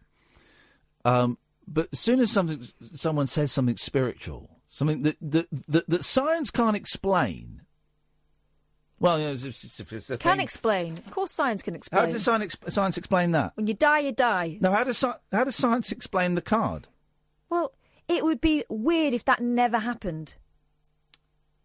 So and also, every single message on those cards will trigger something in the person who's looking for it. Sorry, sorry to be pedantic here. You're not sorry. How does science explain it? You just said some words there. No. Because I'd like science to explain it. Right. I'll say it once more, because I don't think... I think that you're looking for the answer that you want to hear. No, I want science. You mentioned science. Yeah. You mentioned science. No, you did. You said science can explain it. I will get that boy out there. All right, science can explain it. When you die, that's the end. No, we're not talking about that. There's no scientific evidence of life after death. You said science could explain the card story. I would like to hear science explaining the card story, please. Because if you look at the odds of things happening...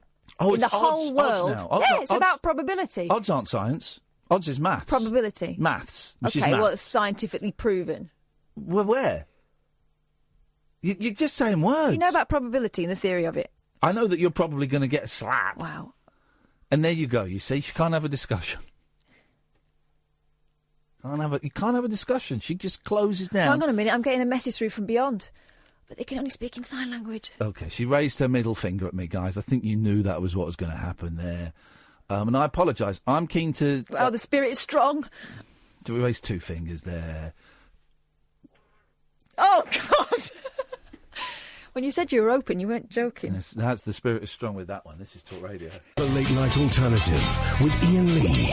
Unfiltered Night Talk with the original king of unconventional conversation on Talk Radio. We have ways of making you talk.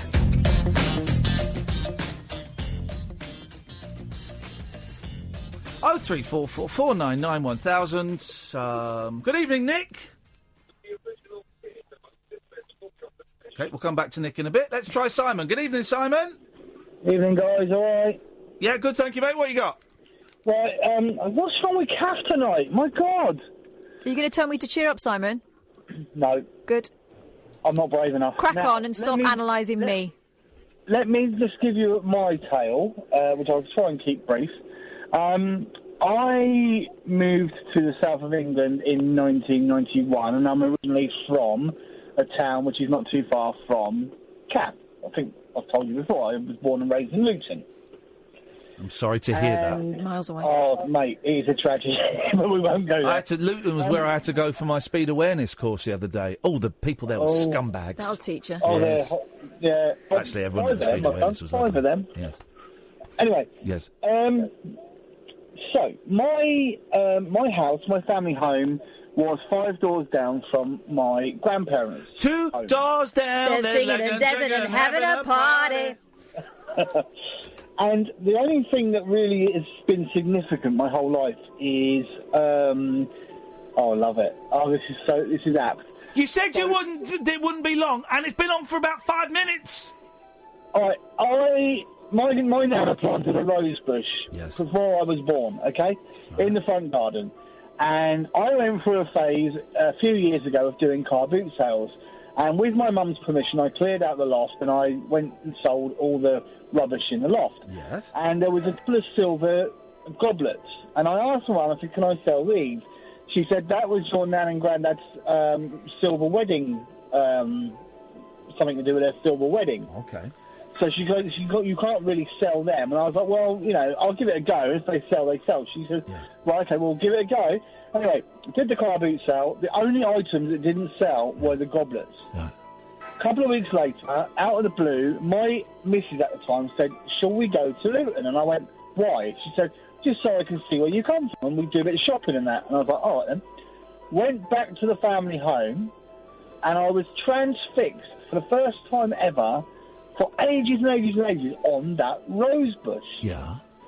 On the way home, driving down the around the M25, I burst out into tears. Just randomly, I was inconsolable. I could hardly see where I was going. And I realised, this is my belief, okay? My nana was kicking my arse. As if to say, how dare you be so disrespectful as to sell... Hang on. Yeah, hang on. Yep. Where did that... What do you mean kicking your arse? Where did that come from? She was, spiritually, she was communicating with me with the rose bush, which was the only possible connection to say, how dare you try and sell the silver. No, come on. No, I could not stop crying. I couldn't stop crying. That was your own guilt. That was your own guilt. That may have been guilt. That may have been shame. That was nothing to do with the shrubbery. That may have just been you. The car boot sale was 2 or 3 weeks before. Right. Yeah. I'd never even. It's just, and as I'm driving along, I had this thought come into my mind. Yeah, because you've been staring at the rose. Simon, you've been staring at the rose bush. Yeah. But I've seen this rose bush thousands. Yeah, but she was on your mind because you just tried to sell her jewels. No, you missed the point. That was the car boot sale where I tried to sell the silver. 3 weeks before, yeah. So it was on your mind. And as I'm driving along, all I had to think about was why on this occasion, bearing in mind... Because just 2 or 3 weeks before, you'd been selling loads of family heirlooms. No. Well, it was in your mind. No, I don't buy it. Yeah, just say, it's obviously your grandma. It'll go away. No, because this one's obviously nonsense. Okay. No, it's not. This one is. The other thing is, right? No, other thing, because that is not... you've not told me a story. So 3 weeks... Right, so you tried to sell... You sold a load of stuff from the loft, some of which belonged to your nan, some of it didn't. Yep. And then 3 weeks later, so quite recently, soon after, you went and drove around where you grew up, so you got all those memories... And you drove past the rose bush. Or was it? Did you stop and look at the house? No, I got out of the car. Well, there you go. So it was all in your mind. So it was an emotional few weeks. I believe I was summoned there by my nan or my granddad. No. And they're kicking my backside. But the other thing, you can believe it or not, it's not a problem. No, but it's not even. No, but it's not even a. But it's not even a... And I turned over a card and it said, Nana wants her goblets back. It's not a thing, it's just... It's an emotional... No, don't... Well, I wish you'd started with this one, because with respect, that's what you've just said is not a story. Well, it's not supposed to be a story. It's just my belief is that I was summoned back to the home to get my ass kicked by my Nana. No, your wife expressed an interest in your life. I'd been with her at that point. I'd been with her for about 4 years. She'd never mentioned it before. just about the right time then to start delving into each other's pasts. But nah. No, I'm saying no. You don't have the right to say no. I'm saying no. That is not a story. What you've just said is not a thing. It's my belief. But your belief is based on nothing. And the other thing, right, is tarot cards don't have messages written on them. They have the pictures of the tarot. Oh, hang on a minute. Yeah. So we got to listen to your bullshit, but then you phone up to have a go at someone else's. Get out of here. Get out of here. Goodbye. That was a poor story. That was poor. He sold it. He tried to sell some took. He went. Then a few weeks later, he went and he felt guilty about it and had a cry. You know that noise you heard coming out of Simon's mouth? Well, that's what I hear every time these stories get told. Okay. It's like the teacher in Snoopy. I've switched. That. Yeah. Well, okay. I've switched off you. This is your problem, mate. That's the problem. Good evening, Nick. Oh, good evening, Ian. Could you turn the radio off, please, Nick? Yes, mate. Yeah. That's why I got delayed last time. I've got a story about the Proclaimers. Here we go. Let's get... Scottish band, here we go. 500 miles, yeah? Here we go. It's a joke. Oh, here we go. They come from Edinburgh. Yeah, here we go. They support Hibs. Right? The song, 500 miles, is about their football team. They walked 500 miles. Right. To see them score, win, whatever, yeah? This is the kicker. Here we go. Nick's excited about this. He's got a good punchline. He's excited. Here we go. Go on. All right. Do you know what the answer is then? What we're going to say? No, go on. You do it, mate. I cannot wait. I'm over the moon. I'm looking forward to this. This is going to be absolute classic. Here we go. Let's do it. Here we go. So Hibs, their team, their big song team, get to the final of the Scottish Cup. Yes. You know, for years and years and years, 20 years. Yeah. They're big supporters. Yeah. When they play in the cup final, they've got a gig halfway down England. And what do? Go on. They don't go to the cup final. They go and play their gig. So they're singing their song. Yeah. We walk 500 miles to see Hibs. And they don't. Hang on, you mean two responsible men who are probably married and have got kids are going to work rather than watching a child's game? Sorry? Yeah, but that's their love, that's their passion. No, anyway, I'm not knocking them. But that's exactly what you're doing. You're knocking them, but because they're going to work. Yeah, but if you're passionate about something, they're passionate about feeding their kids and paying their mortgage. Man, no. What do you mean? The next day. No, but they can't. But you can't when you're a singer, particularly one that was bigger 20, 30 years ago. You got to take the work whenever it's offered. They can't walk away from a gig to go and watch a kids game. Yeah. Whichever way you look at it, though, I just thought I'd make that point. But you've not made. You've made a point that the Proclaimers are hard-working men. Well, I won't say the obvious either. Yeah, but it's an old Scottish song. It comes from... thanks for calling. Don't knock them for working. He'd knock them if they took the megabus. You should have walked it. You should have walked it. Shaggy pony. That's what they should have done. Ross. Oh, hello. How are you doing? Shag a pony. Try again, Ross. Hello. Hello, Ross. Yes. Russell. Hello. How are you doing? It's Russell. Russell. Remember? Oh, Russell. It's not a great line, Russell. Sorry. You should be. How are you? I'm good. I'm pregnant. You're pregnant? What's a MILF? You're pregnant with a MILF? I can't hear what Russell's saying. I heard pregnant with a MILF. Yeah. You are? Yeah. Pregnant with you with a MILF? Probably. There we go. No, I just called in to say hi and hope you're well. I'm all right, mate. More importantly, how the devil are you? I'm brilliant. I'm playing my PlayStation day in, day out. Well, Russell, we can't hear you, but we heard that you're playing your PlayStation day in and day out, and that, for me, is like...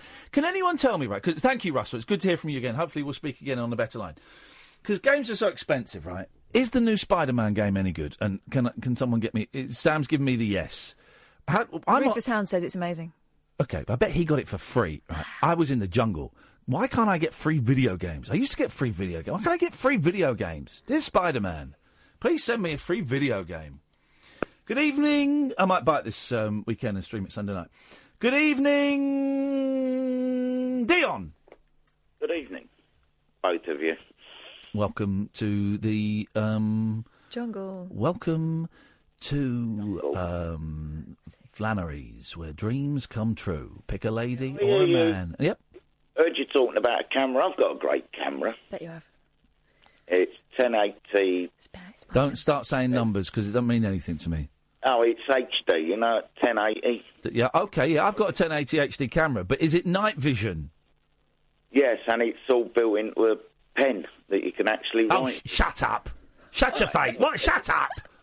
And it's got a 32 gig. Shut up! A pen? A pen with a camera? Are you nuts? I believe that Simon's story more than this. What are you talking about? A pen with a camera in it? There's HD? Shut up, Dion. Bullshine. rubbish! What absolute balls you're speaking! A camera with a pen in it, whatever next? A phone that takes calls? What are you talking about, man? I'll send you a picture of it. Well, how will you take it? Aha! Gotcha there. Phone. Your phone takes cameras? Pictures? Oh, Sorry? no, it is, honest. It's got, all right, well, that's brilliant. got a micro SD card as well. Okay, oh, that's good. So. But is it... Anyway. Yeah, but can you stream from it live? This is what I want this camera to do, is to stream me sleeping and loving and pleasuring many people live. That's what I want it to do. Well, you take the SD card out of it, plug it into whatever you want. Okay. Plug it into a pencil case. Yeah, all right. No, it is. I have got one. I didn't even phone up to talk about cameras, but I've got it, and it works fine. Okay. You know, it's got a microphone, so it gets sound as well. Sound. Boasting. And it's all in a pen, which actually it writes as well. It's Well, isn't that funny? Why are you filming yourself writing? Pervert. No, I film other people writing. Sexy. All right, so what did you call in about? Anyway, Dion, we'll stay there. We'll have to come back to you after the news. I want to hear what you've got. I always enjoy Dion's calls a lot. This is the Late Night Alternative on Talk Radio. You can listen to me and Kath weeknights from 10 o'clock at night until 1 o'clock in the morning. You can listen on DAB. Download the app. Go and download the app while the news is on, or talkradio.co.uk. The Late Night Alternative with Iain Lee on Talk Radio. We have ways of making you Come talk. on this sloop, John B. My grandfather and me. Around Nassau town we did roam. Drinking all night. Got into a fight. Well, I feel so broke up, I wanna go home. So hoist up the John B. sail, and see how the mainsail sets. Call for the captain ashore, let me go home. Let me go home. I wanna go home. Yeah, yeah. Well, I feel so broke up, I wanna go home. The first mate, he got drunk. He broke in the captain's trunk. The constable had to come and take him away. Sheriff John Stone, why don't you leave me alone? Well, I feel so broke up, I wanna go home. So hoist up the John B, hoist up the John B.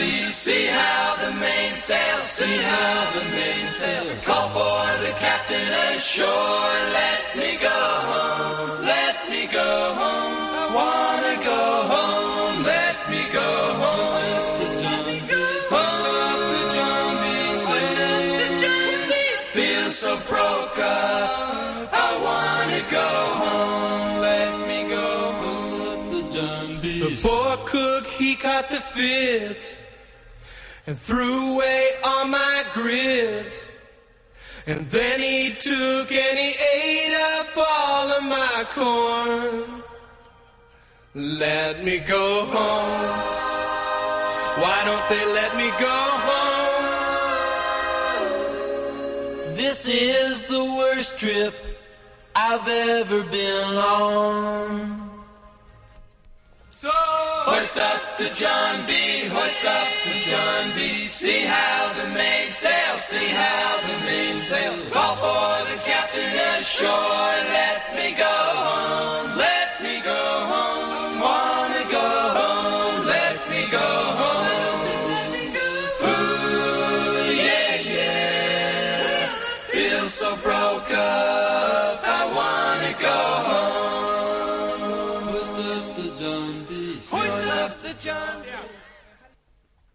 I could listen to that, or I could just listen to that again and again and again. Voices of angels, the minds of deviants and junkies. The Beach Boys. We were speaking... Sean, stay there. We'll come to you in a minute. We were speaking to Dion. Good evening, Dion. Welcome to the Midnight Hour. Yeah, I've never heard an a cappella version of that. Yeah, well, Marty Pello likes the a cappella. Yeah, I dare say he does, yeah. Yep. They also like some of the same hobbies that the Beach Boys got into in the 70s, but let's not dwell on that. Yeah. I remember you told me the history of Last Train to Clarksville. Yeah, yes, I did. I came round to your house and gave you a private, week-long, 5 hours a day, week-long instruction course on the meaning of the Last Train to Clarksville song by the Monkees. Yeah, but I mean, I like the song, the Monkees, but you told me what it was all about. Yeah, about war, about a soldier going to war. Yeah, and that was the train station. That was the train station where they all went off to Vietnam. There you go. Yeah, that's good. Anyway, life after death. Here we go. I love it. This is why I love you, Dion, because we talk about the minutiae and then we dive into the excruciae. Yes, sir. Yep. There is no such thing. There's no such thing as ghosts and... What the... It's all coincidence and psychology. Plays on your mind, yeah. All right, well, what about the fella that said he did a car boot sale, then a few weeks later he saw a bush and had a cry? I don't know. Maybe... Explain that. I don't know, maybe he took something dodgy at the car boot sale. Yeah, possible, actually. I think you have to believe this, Dion, this nihilistic view of the world. Nihilistic? Because you've killed. Well, I'm a realist, and, I mean, why is Not a nihilist, because that doesn't exist, unless you're talking about people who are into Neil Diamond, Neil Young and Neil Sedaka. They're nihilists. They prefer Neils. Yes, but nihilism is what you were speaking of. Whatever, man. Well, really, it's when we trade in words and language, it's best to pronounce them correctly. But let's not dwell on that. Is it cold in it because you're smoggling peanuts? Yes. Why is it when everybody says they've seen a ghost, it's normally something from the 18th century, like a woman in grey clothes, you know? And why? Here's the argument: why are there no such thing as cavemen ghosts? And that's what I'm going to say, or dinosaurs, or. That would be a brilliant ghost, a dinosaur ghost. That would be wicked. No. I mean, it's always the same thing, and it's always in an old house or a castle. Well, here's one of the arguments. Here's one of the better arguments for ghosts, right? That you talk about science. There's science in this, right? The reason that it could be argued that a lot of old castles are haunted because what do you remember audio cassettes? Yeah, I do. Yeah. Do you know what they're made of? Well, magnetic tape. Ferrous oxide. Right? They're made of ferrous oxide, right? Yeah. And that's what records. That's what records it and replays it. What? Yeah, I know. What are old rocks made of? Partially. Ferrous oxide, the same thing. Oh, yeah, minerals. Yeah, the same thing that is in cassette tapes is where is in rocks. And so, if something big or loud or traumatic happens, it could be recorded in the rock and replayed. And I tell you, here's my. Let's take that to the next level. Years ago, talking about the Beach Boys, years and years ago, I used to record albums onto cassette. Right, recorded albums onto cassette. And I recorded the Beach Boys in concert onto cassette, right? And I played it back one day, and I could hear a dog barking in it. What the flip? I got the record out. It's not on the record. Got the tape. I could hear it. And what it was, the dog had been barking so loudly while I was recording. Well, you used a microphone. No, Katherine's just mouthed the word bullshit. I swear on my kid's life that happened. I swear on my kid's life that happened. She'd been barking so... Which kid? The least favourite. She had been barking so loudly, her voice got imprinted onto the cassette recording of the Beach Boys live in concert. Uncanny. Yeah, no, but that happened. So that's how ghosts could happen. That was a ghost of my dog. You're talking about stone tape theory. Yeah. When you were doing the recording, were you using a microphone or a direct link? What do you mean? I was using the music centre. Right. A hi-fi system. I wasn't doing a microphone. I didn't have a microphone up to a record. Well, I don't know. I used to have a cassette player and had a microphone. I used to record the telly on my cassette player. I used to record the Green Hornet, because they only showed it on TVS, not ITV, not London, not LWT. And I would also record, get this, I would record Jackie Chan films on cassette. So I'd watch the Jackie Chan film, then I'd play it again really loud when everyone was out, and put my tape player near it and go upstairs. And then I'd listen back to tape recordings of karate movies, where the only reason you watch karate movies to see the karate. I don't know. I was a bit. You were doing karate? Yes. No, I don't know. My son did. Yeah, your thumb did when he was little. Yeah, thumb was. I used to take him. Okay. But the thing with ghosts and that, yes. Go on. You know, it's normally people that are a bit soft-road. I mean, like Derek Acora and that. I mean, it's... Soft-load? They earn money out of it, but they just... I mean, you could say an audience of 200 people. I'm getting a message from someone called Sid. Does anyone know Sid? Are you? My Uncle Sid just passed. But... Is this... Hang on a minute. Whoa. What's he saying? Well, at the moment, I'm listening to someone called Iain. Oh, OK, right, he's gone.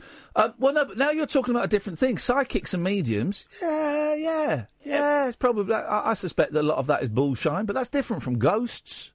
But I've never actually met anyone who's had proof. It's like someone making the world in 7 days and rest or something. No, ghosts is not the same as Jesus. Yeah, I know, but...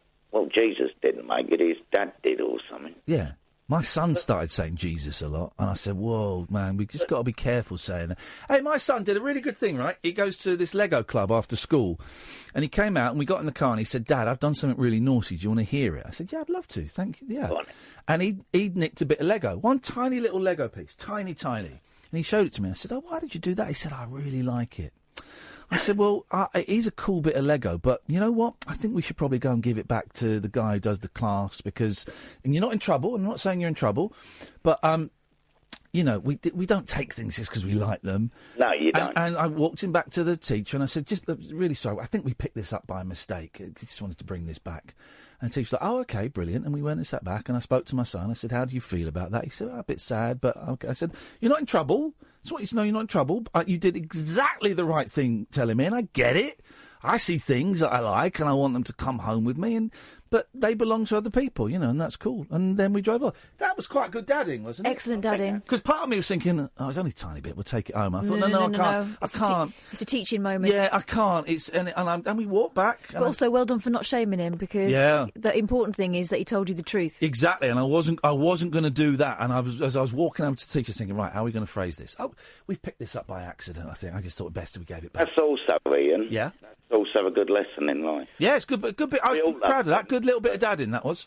Really pleased. I'm pleased that he told me. Pleased that he said, Daddy, I've done something really naughty. Do you want to know what it is? Oh, beautiful. And I gave him a lot of praise afterwards and said, well done. Telling me it was the great... I guess you're a bit sad that you not got it, but you did the right thing, and that is brilliant. I'm really proud of you. Well, as a treat, you want to take me to Legoland.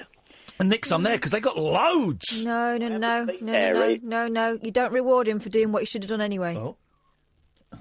Yeah, but he's learnt a lesson. Yeah, OK. Well, that's reward enough. Yeah, but he'll probably think about that. And one day when he's older, he'll think, no, my dad said, no, don't do it. Yeah. If you want something, you go out and earn it. Yeah. Not exactly. Take it. Not nick it. OK, Dion, thank you for that. Now, Dan has sent me this link, and Dan sent us the link for the radio thing yesterday, and it was crap. Totally killed the show. So I'm not... There's a whole station online featuring the ghosts of radio presenters who record new shows from beyond the grave. UnitedDJ.com. But Dan, you gave us a pony thing yesterday that was crap, right? Let's see what the team. The team, United DJs, the Station of the Stars. Well, it's got Dave Lee Travis. Yeah. Oh, these are old people, right? You know what, Dan? Dan, you're getting a temporary blocking. It's only temporary. Send me an email in a week or two, and we'll unblock you. He's blocked. Dan is blocked. Not having that trolling. Well, when I'm on air, I think all the time. Let's go to Sean. Sean looks like a good guy. Hello, Sean.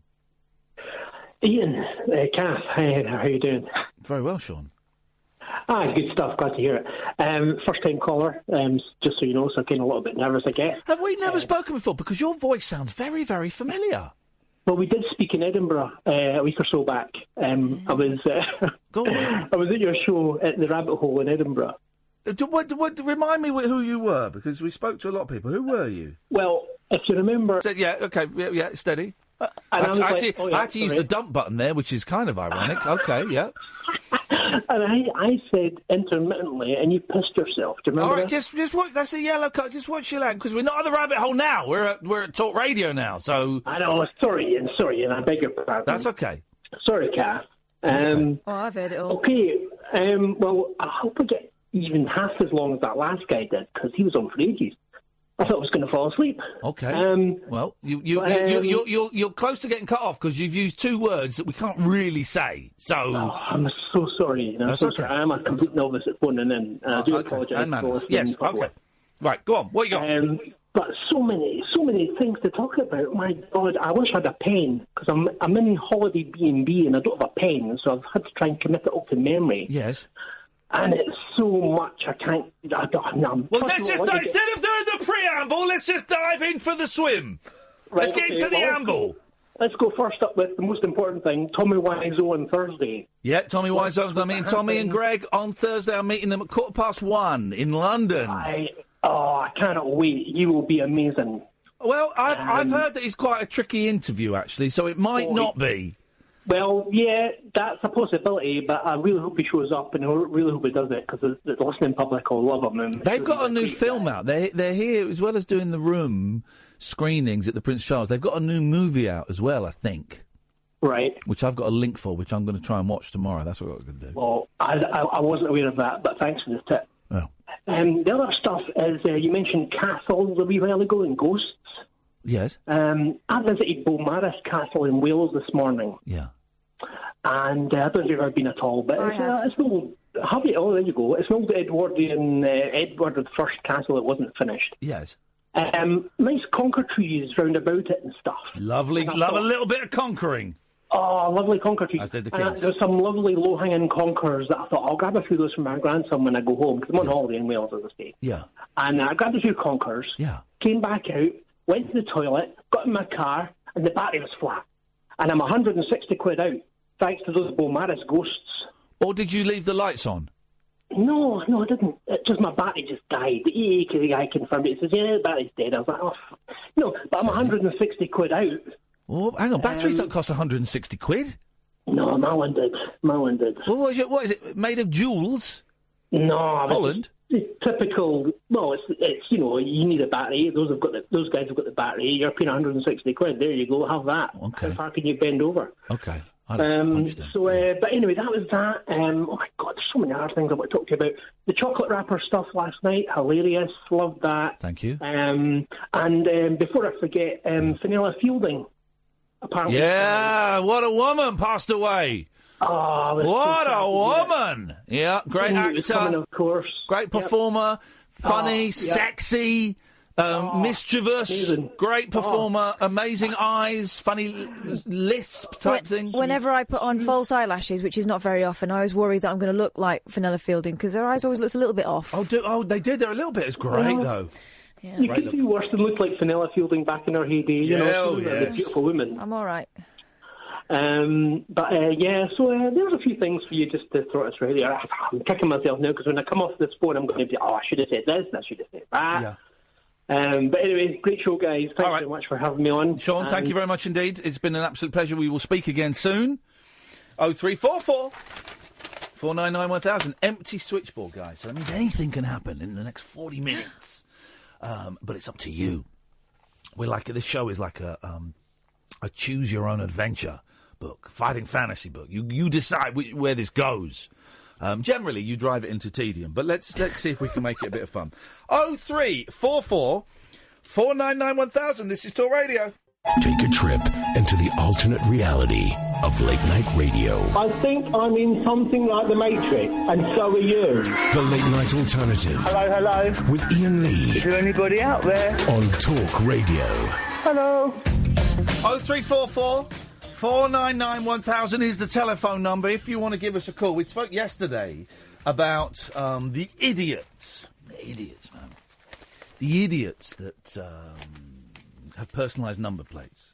And these people are idiots. There's nothing. It's a number plate. Who cares? Just change the name to RJ62TNZ. If it's that important to you, change your name to that. And by the way, if that is your number plate, you've got 20 minutes to call us and claim your £5 cash prize. The ultimate registration plate for a Rolls-Royce owner has sold for... Guess how much... All right, so the registration plate is RR1. RR1. Guess how much that sold for? £10,000. Try it again. Up. Yes, mate. £50,000. Up! £100,000. £460,000. I mean, come on. The ultimate registration plate for a Rolls-Royce owner has sold for £460,000. The second highest price paid at auction. That's the second highest price. RR1 was described as one of the most special plates in the world before its sale at the Goodwood Revival in West Sussex. I don't know what that means. It failed to make the £500,000 Bonham's guide price, but it cost £100,000 more. It cost £100,000 more than a Rolls-Royce.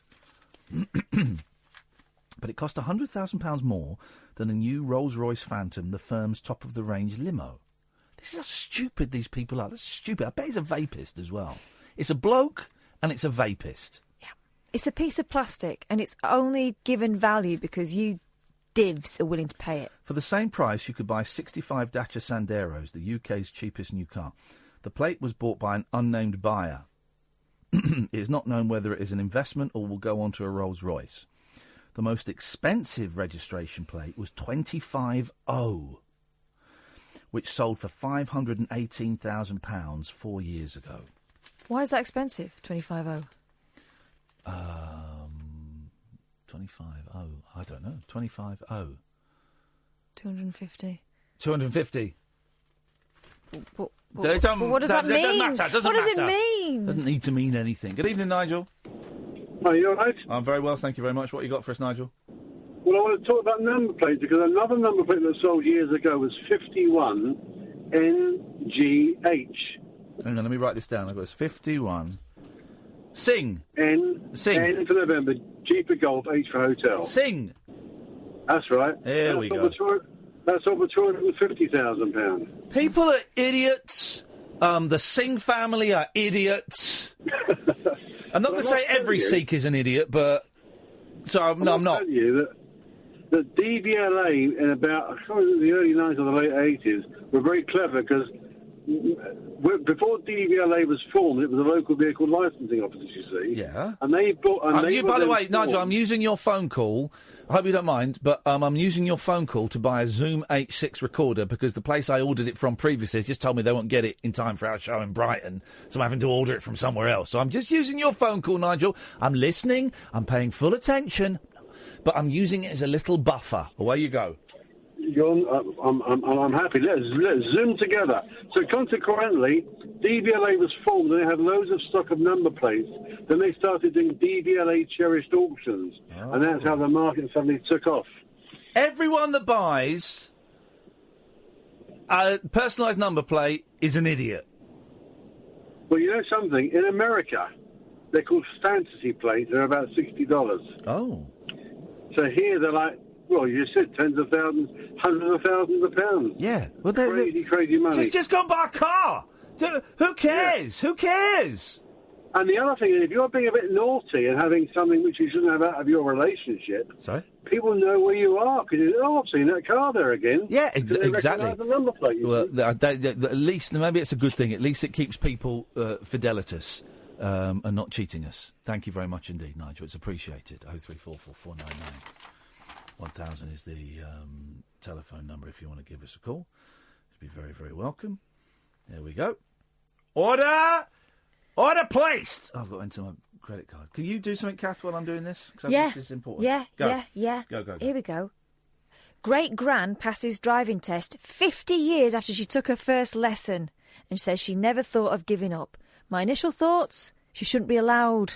She's obviously not very good. But hang on, maybe she started 50 years ago and didn't continue. Let's give her a chance, Katherine. OK, let's read the rest of the story. My debit card, I don't have a credit card, has been denied. Oh. I hate it when they do that.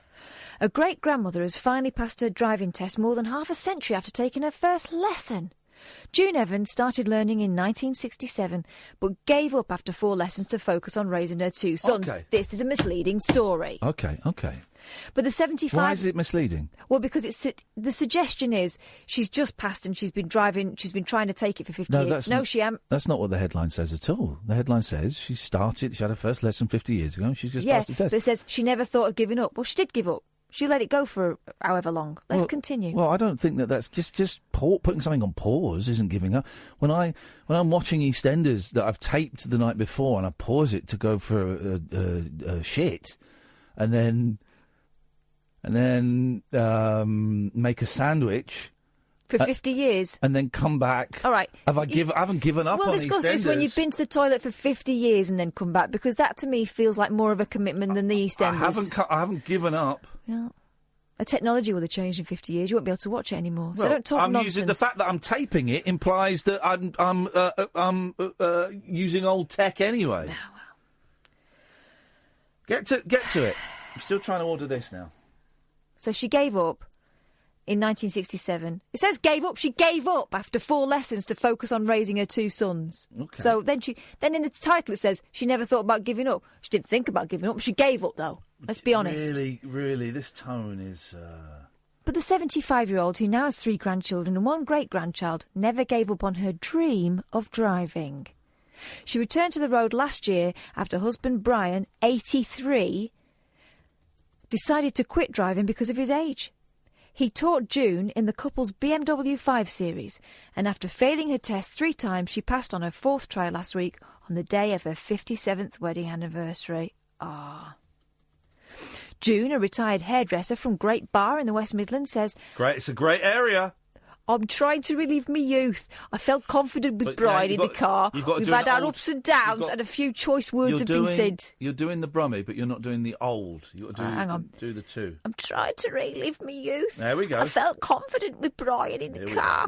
We've had our ups and downs and a few choice words have been said. There we go. We got it. But he's been a real help. I couldn't have done it without him. I never thought of giving up. I wanted to do it so badly. Sorry, the pauses are because they've put lots of big pictures, like big misty pictures of her in the olden days. They do that. It feels good doing 60 miles per hour on the dual carriageway. No, you should be doing 70. No, you should. No, whoa. No, 70 is the limit. It's not a target. Yeah, but it feels good doing 60, June. Do 70, it'll feel even better. No. Especially for everyone else who you're holding up. Oh, you're the worst kind of driver I've discovered since doing my speed You've awareness. Got to be brisk, mate. No, you don't. Don't hold up the traffic. No, you've got to be safe. You can be done. You know you can be done for driving too slowly. Yeah, but 60 is not too slowly. It's not You've got too to drive slowly. according to conditions. Yeah, exactly. 60 is a perfectly safe thing. Gives me plenty of oomph if I want to overtake. And also, it's a steady pace. You're wrong on that one. No, you're wrong. No, I'm not. I've just done a speed awareness course. I've not had to do one. Speeds. I've not had to do one. Because you drive like an idiot. No, I don't. Yeah, you do. Never been caught, mate. That's the attitude. Never been caught. Did you see Brian McFadden? I was trained by a police pursuit driver. All right, mate. Yeah, you were trained by a police pursuit driver to do this.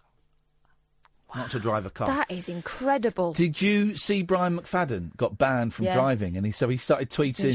Shot his mouth off. He's tweeting, I'm from Ireland. I only got to 39. I only did a 39 and a 30. Yeah, you can all go and screw yourselves. I lost my licence. And someone replied, no, you didn't lose your licence for that. You lost it because you had too many points. Then you're an idiot. Yeah.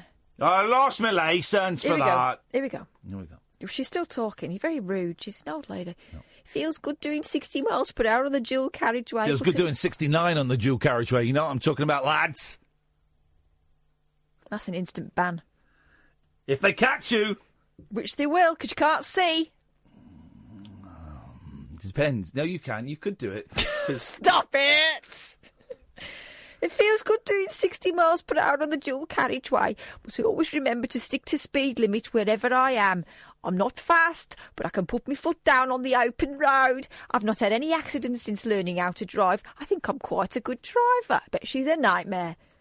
The oldest Brit to pass their test was Iain Ash from Norfolk in 2015, aged 105, should not be allowed on the road. Anyway, hope you enjoyed that story, ladies and gents. Night-night. The radio show where the owls are not what they seem. Do you or have you ever watched Twin Peaks? The Late Night Alternative with Iain Lee. We could be dreaming and meeting each other in our dreams. On Talk Radio. 0344 499 1000. Someone's complaining about your accent. You're not doing Brummie, you're doing... You mean the moaning? Yeah, you're not doing Brummie, you're doing Black Country. Oh, well. Let's not bring race into it. Close enough. You all sound the same to everyone else. Flippin' it, listen to you, mank. I've been accused of being a Scouser before. Take it. Stop moaning. What happened to the naked rambler? Oh, didn't you get told to pack it in? We got told to pack it in a lot. He went to prison a lot. Google him, see if we can find out what he's up to. Dirty bugger. He's the fella that rambled in the nude and then got upset when he kept getting arrested. Of course you got arrested, you dirty boy. No one wants to see that. No, imagine coming around the corner and you see that. Terrifying. But he was always getting told to pack it in. But he didn't. He packed it out. Britain's naked rambler, who spent more than a decade on a nude crusade, has decided to wear clothes so he can take his sick mother for walks. Well, that's not... No. He's let the side down there. He should be taking her for walks and he should be naked. If she wants to be naked, that's up to her. She's seen it all before. That's up to her. She wants to strip off. I've got no problems with that. But the fact that he isn't as committed to his beliefs as he had us... He's using her as a beard. Oh, hang on a minute. Oh. Stephen Goff, 57, has spent much of the last decade behind bars over his refusal to wear clothes after he first took to wandering naked in 2003. Dirty boy. But he's putting aside his staunch belief in trekking with his clothes off so he can take care of his dementia-suffering mother Nora, 89, and take her for strolls without being arrested. His vow comes just 3 months after his latest jail spell for public nudity, so this was April 2016. Right. And then it goes on about all the different things he's done with now on. Like what? Land's End to John O'Groats, 2003. Nothing but a rucksack, hat and boots. He didn't walk all the way, did he? Well, you'd have to walk through towns. He was locked up several times as he attempted a repeat trip 2 years later with his then-girlfriend Melanie Roberts. Was she naked? I'm guessing. What does she look like? He was quite muscular, wasn't he? Wasn't he? He was quite... Yeah, he's wiry, you know. He's an outdoorsy type of bloke. There he is, with his clothes on. You won't recognise him. Oh, obviously, yeah, okay. Girlfriend, yeah, all right. Yeah, sure. Do you want to know what else he did? Yeah, I'd love to, actually. The ex-Marine revealed his mother, had also suffered a stroke. There we go. Mr. Goff from Eastleigh, Hampshire, said, at the moment, what's appropriate is looking after my mum and she needs 24-hour care. If she wants to go for a wander, I'll get dressed and go with her, whatever time it is. Hang on, so it means he's naked in the house with her? I think he might live in a naked house, yeah.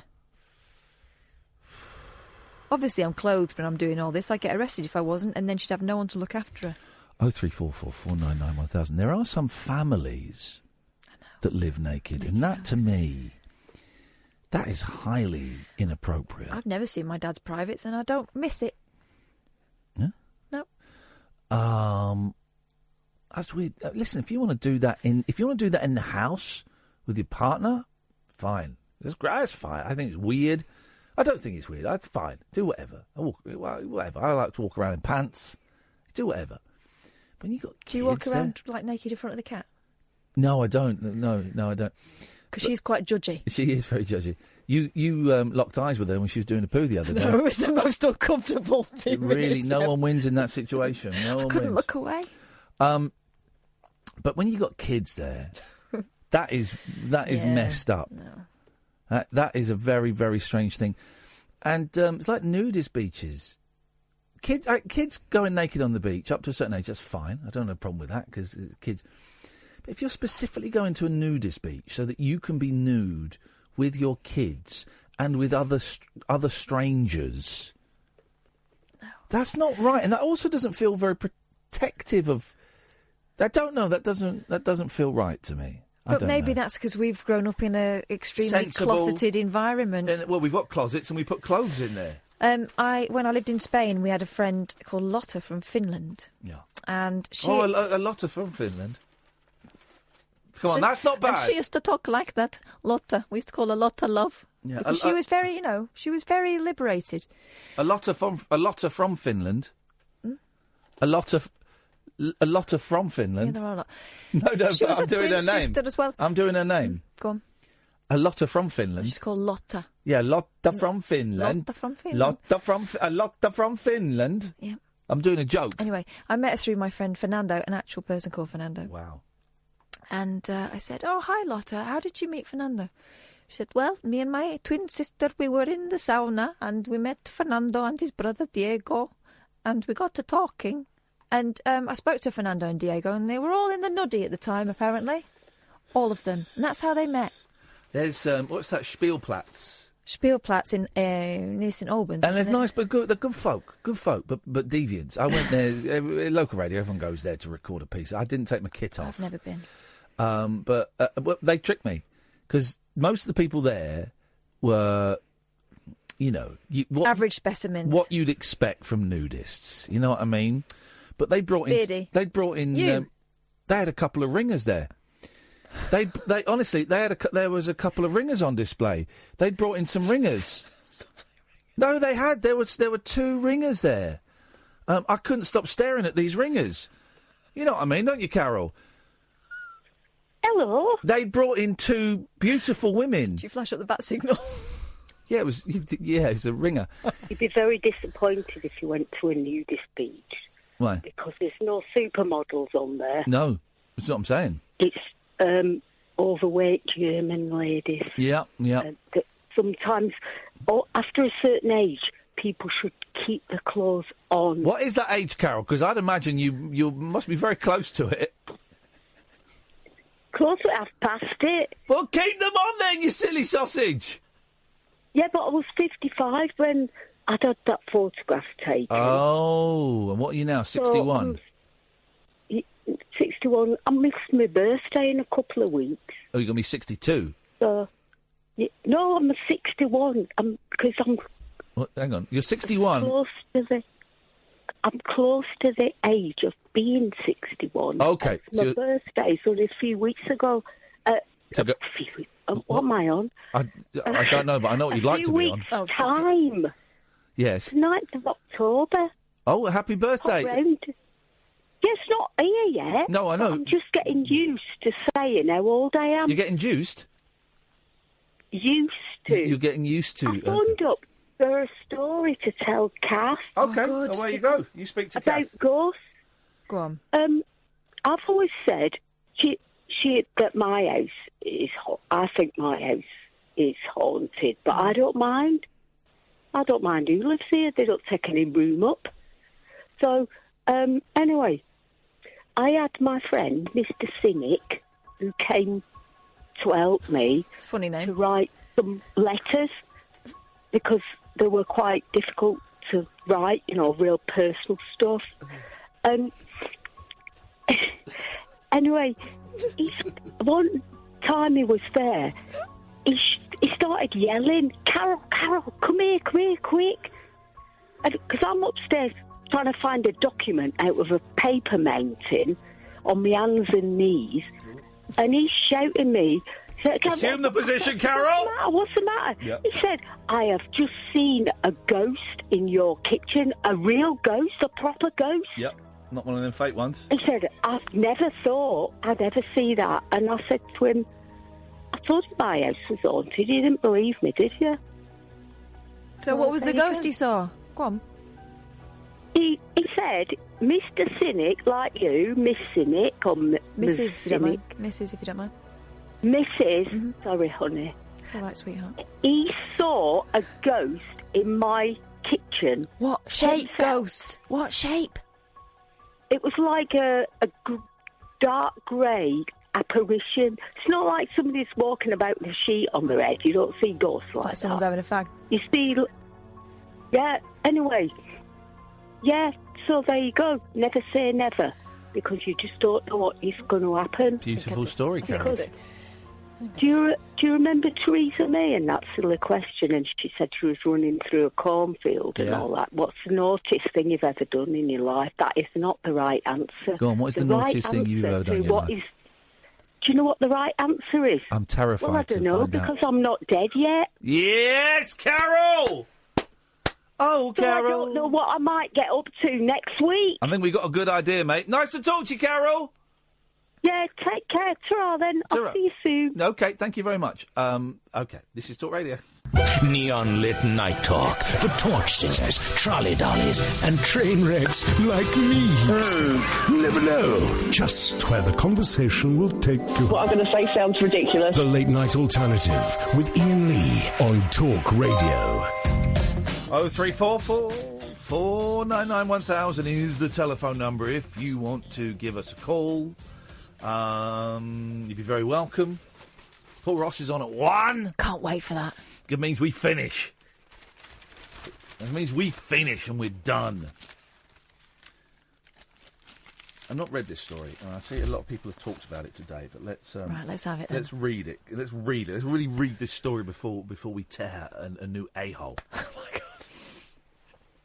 Kirsty, the headline is, Kirsty Allsop, my boys spent too long on their iPad, so I smashed them. The boys? Any parent sick of trying to prise their children's gadgets from their grip can surely sympathise. TV presenter Kirsty Allsop has revealed she smashed up her son's iPads in front of them after they continued to play video games beyond the time period she had permitted. I have to say, this... she does really like to spend a lot of money, doesn't she? And like to... The fact she is very wealthy... And but then she makes stuff. Yeah. You're going to make an iPad out of bits of glass and plastic and microchips you got lying around. I'm going to say early doors that this story has a waft of the well about it. OK. Sorry? I don't get the reference. I'm smelling mouldy bullshit. The mother of Bay Atlas, 12, and Oscar Hercules, 10, said she went to extreme lengths when the boys refused to stop playing online games Fortnite and PUBG. Both of which, of course, concern over addiction levels among youngsters in lazy newspapers like the Daily Mail, from which I'm reading this. Miss Allsop, 47, told Channel 5's Jeremy Vine show yesterday, "This is the first time I've said this publicly. In June, I smashed my kids' iPads. Not in a violent way. I actually banged them on the table leg." Explaining her reasons, she added, "There is a game called Fortnite and another PUBG, and I decided that we had made all sorts of rules and all sorts of times when we said you can't play them, and all those rules got broken. In the end, I said, right, that's it, I have to physically break them." Well, that's her fault the rules are getting broken. Yeah. That's her fault. Here's other things you can do. Like, reinforce the rules that you've set. Or, if they're still ignoring you, turn the Wi-Fi off. Asked how... no. Yeah. Well, no, because that doesn't work. Well, no. If they're playing online games, turn the Wi-Fi off. OK, well, then they'll just play a game that isn't online. OK, well, they'll have to think about it. Well, then you've got to smash it. So she's right, actually. Asked how she did it. The location presenter who had her children with property developer husband Ben Anderson... Well, in the usual way. But is also stepmother to his 2 older sons, which is unusual. Isn't that good of her? It was remarkably easy. I didn't intend to speak about it, but it's come up now.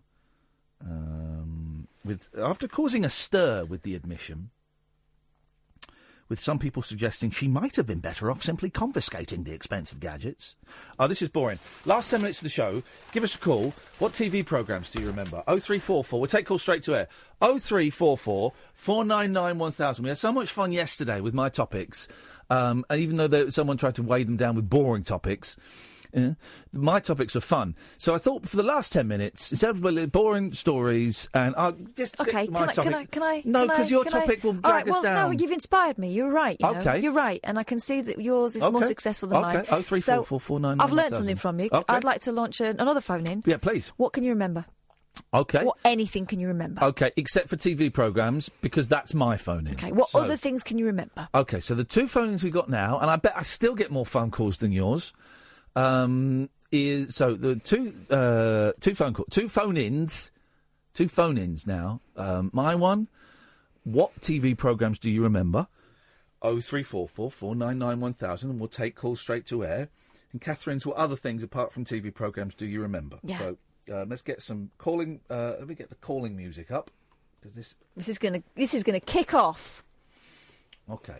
I'm getting ready for it to kick off. Okay. Kick right off. Here we go. Right, so do it now. 0344 499 1000. TV shows you remember, and other things you also remember. Other things that you also remember. And this is Talk Radio, and away we go. Here we go. Let's hear from you. Come on.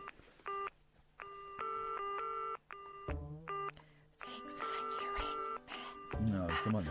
Things that you remember.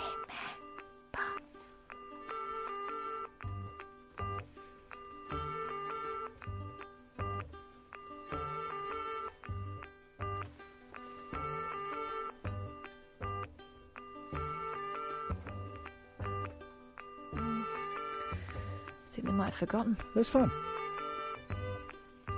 I'm just thinking, they're trying to remember. It's not easy just to remember TV shows. I should have done things you've forgotten.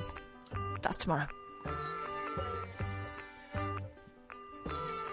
Hello, Line 1, you're on the air. What have you called in for, please? Yeah, Fall Guy. Thanks very much for calling. 1-0 to me. Hello, Line 2, you're on the wireless. What have you called in for, please?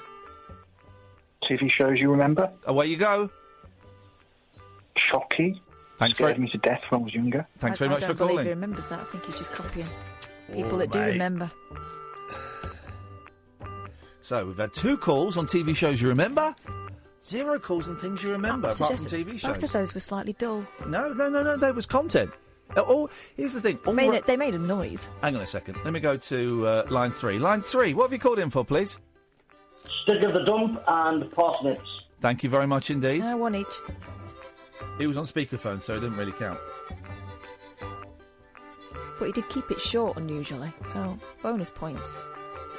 No, those bonus points are awarded to the listeners. Line 6, what have you called in for, please? I've got one, a TV show. Well, cartoon. Super Ted. Thanks very much for calling. It's appreciated. Yeah, up yours.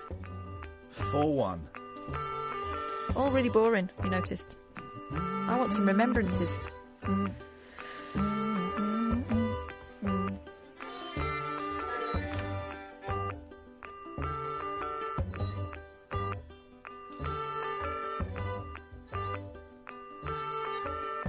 think because mine requires a bit of extra work. This was very lazy. It's a shit topic. 0344. I think they're just threatened. 499 1000 is the phone number. We're taking calls on TV shows you remember. And other things you remember. And other things you remember. You might have nearly forgotten them. But that's still remembering. This is the kind of phony music. 03444991000.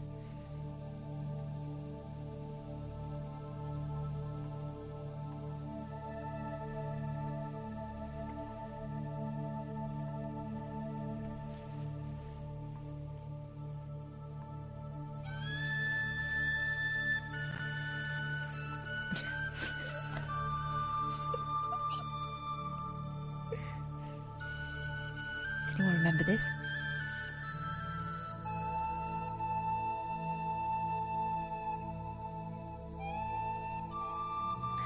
Didn't this guy invent the dab?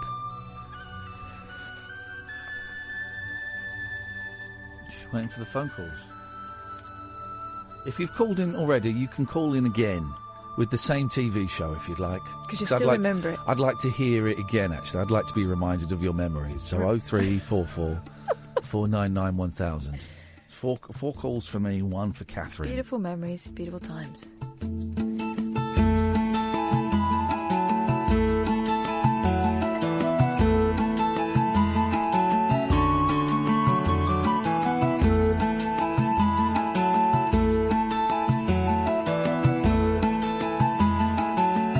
Here we go. This is the kind of person that calls in for your topic. Stephen says on Twitter, I was going to phone in about the flipping Kath topic, but after 40 seconds realised I was typing the numbers into the Virgin remote and not my mobile phone. I may put the drink down and go to bed and try again tomorrow. Oh, that's the kind of person no, but he remembered, that calls him for you. He remembered himself. Come in, Paul. Come in, Paul. I'm Googling images of Michael Flatley now because I'm remembering him. He can fillet himself. Well... What? It's true. You're Michael Flatley. He's the lord of that dance. Yeah, no, seriously. That's a fact, isn't it? I wouldn't have dreamt something like that. You might have. Hang on a second. Line 1, what have you called in for? Hello? Oh, yes, I called in for something I remember that is not a TV show. Yes, away you go. Yes. It's actually it's really good that you've given me this opportunity, actually, because there's a song which I heard a few years ago which I don't know what it is, and maybe you know someone out there. All right, mate, hurry up. Come on. Don't want your life story. It's not Simon and Garfunkel, but it is. It did have the sound of silence, and it did sound like it was from the 70s. Of course, it's a waste of my life. Hello, line 2. What have you called in for? White dog poo. Thank you very much. I remember that. Line 3. What have you called in for? Well, I just remembered that I went to a toilet this morning, then the door knocked, and just as me asked, sit on the seat. So that's what I've remembered. OK, thank you. These are the kind of calls that people that phone in for your topic. Don't care, I'm winning. Line 1, what have you called in for, please? Stick of the dump and the parsnips. Thank you very much indeed. And line 2, what have you called in for? I've called in. It's Carol again. Sorry, I thought Jesus. this. Yeah. You know. OK. Right. I remember why I didn't listen to all your show last night. OK, why was that? Because my cat, I was just settling down, nice and snug in bed. She fetched me a mouse in. Live mouse in my bedroom, 11:10. Thanks very much for your call. I saw the weirdest thing today. Paul Ross is here. Hello, Good Paul. morning. So the weirdest thing was driving my kid back from school, and on a main road, I saw a cat on the pavement with a mouse in its mouth, and there was a guy who was out walking a dog, and he didn't want the dog to disturb the cat, so he was stood back, pulling the dog, and he was beckoning the cat to come forward and go past him. Off you go. He was like, come on.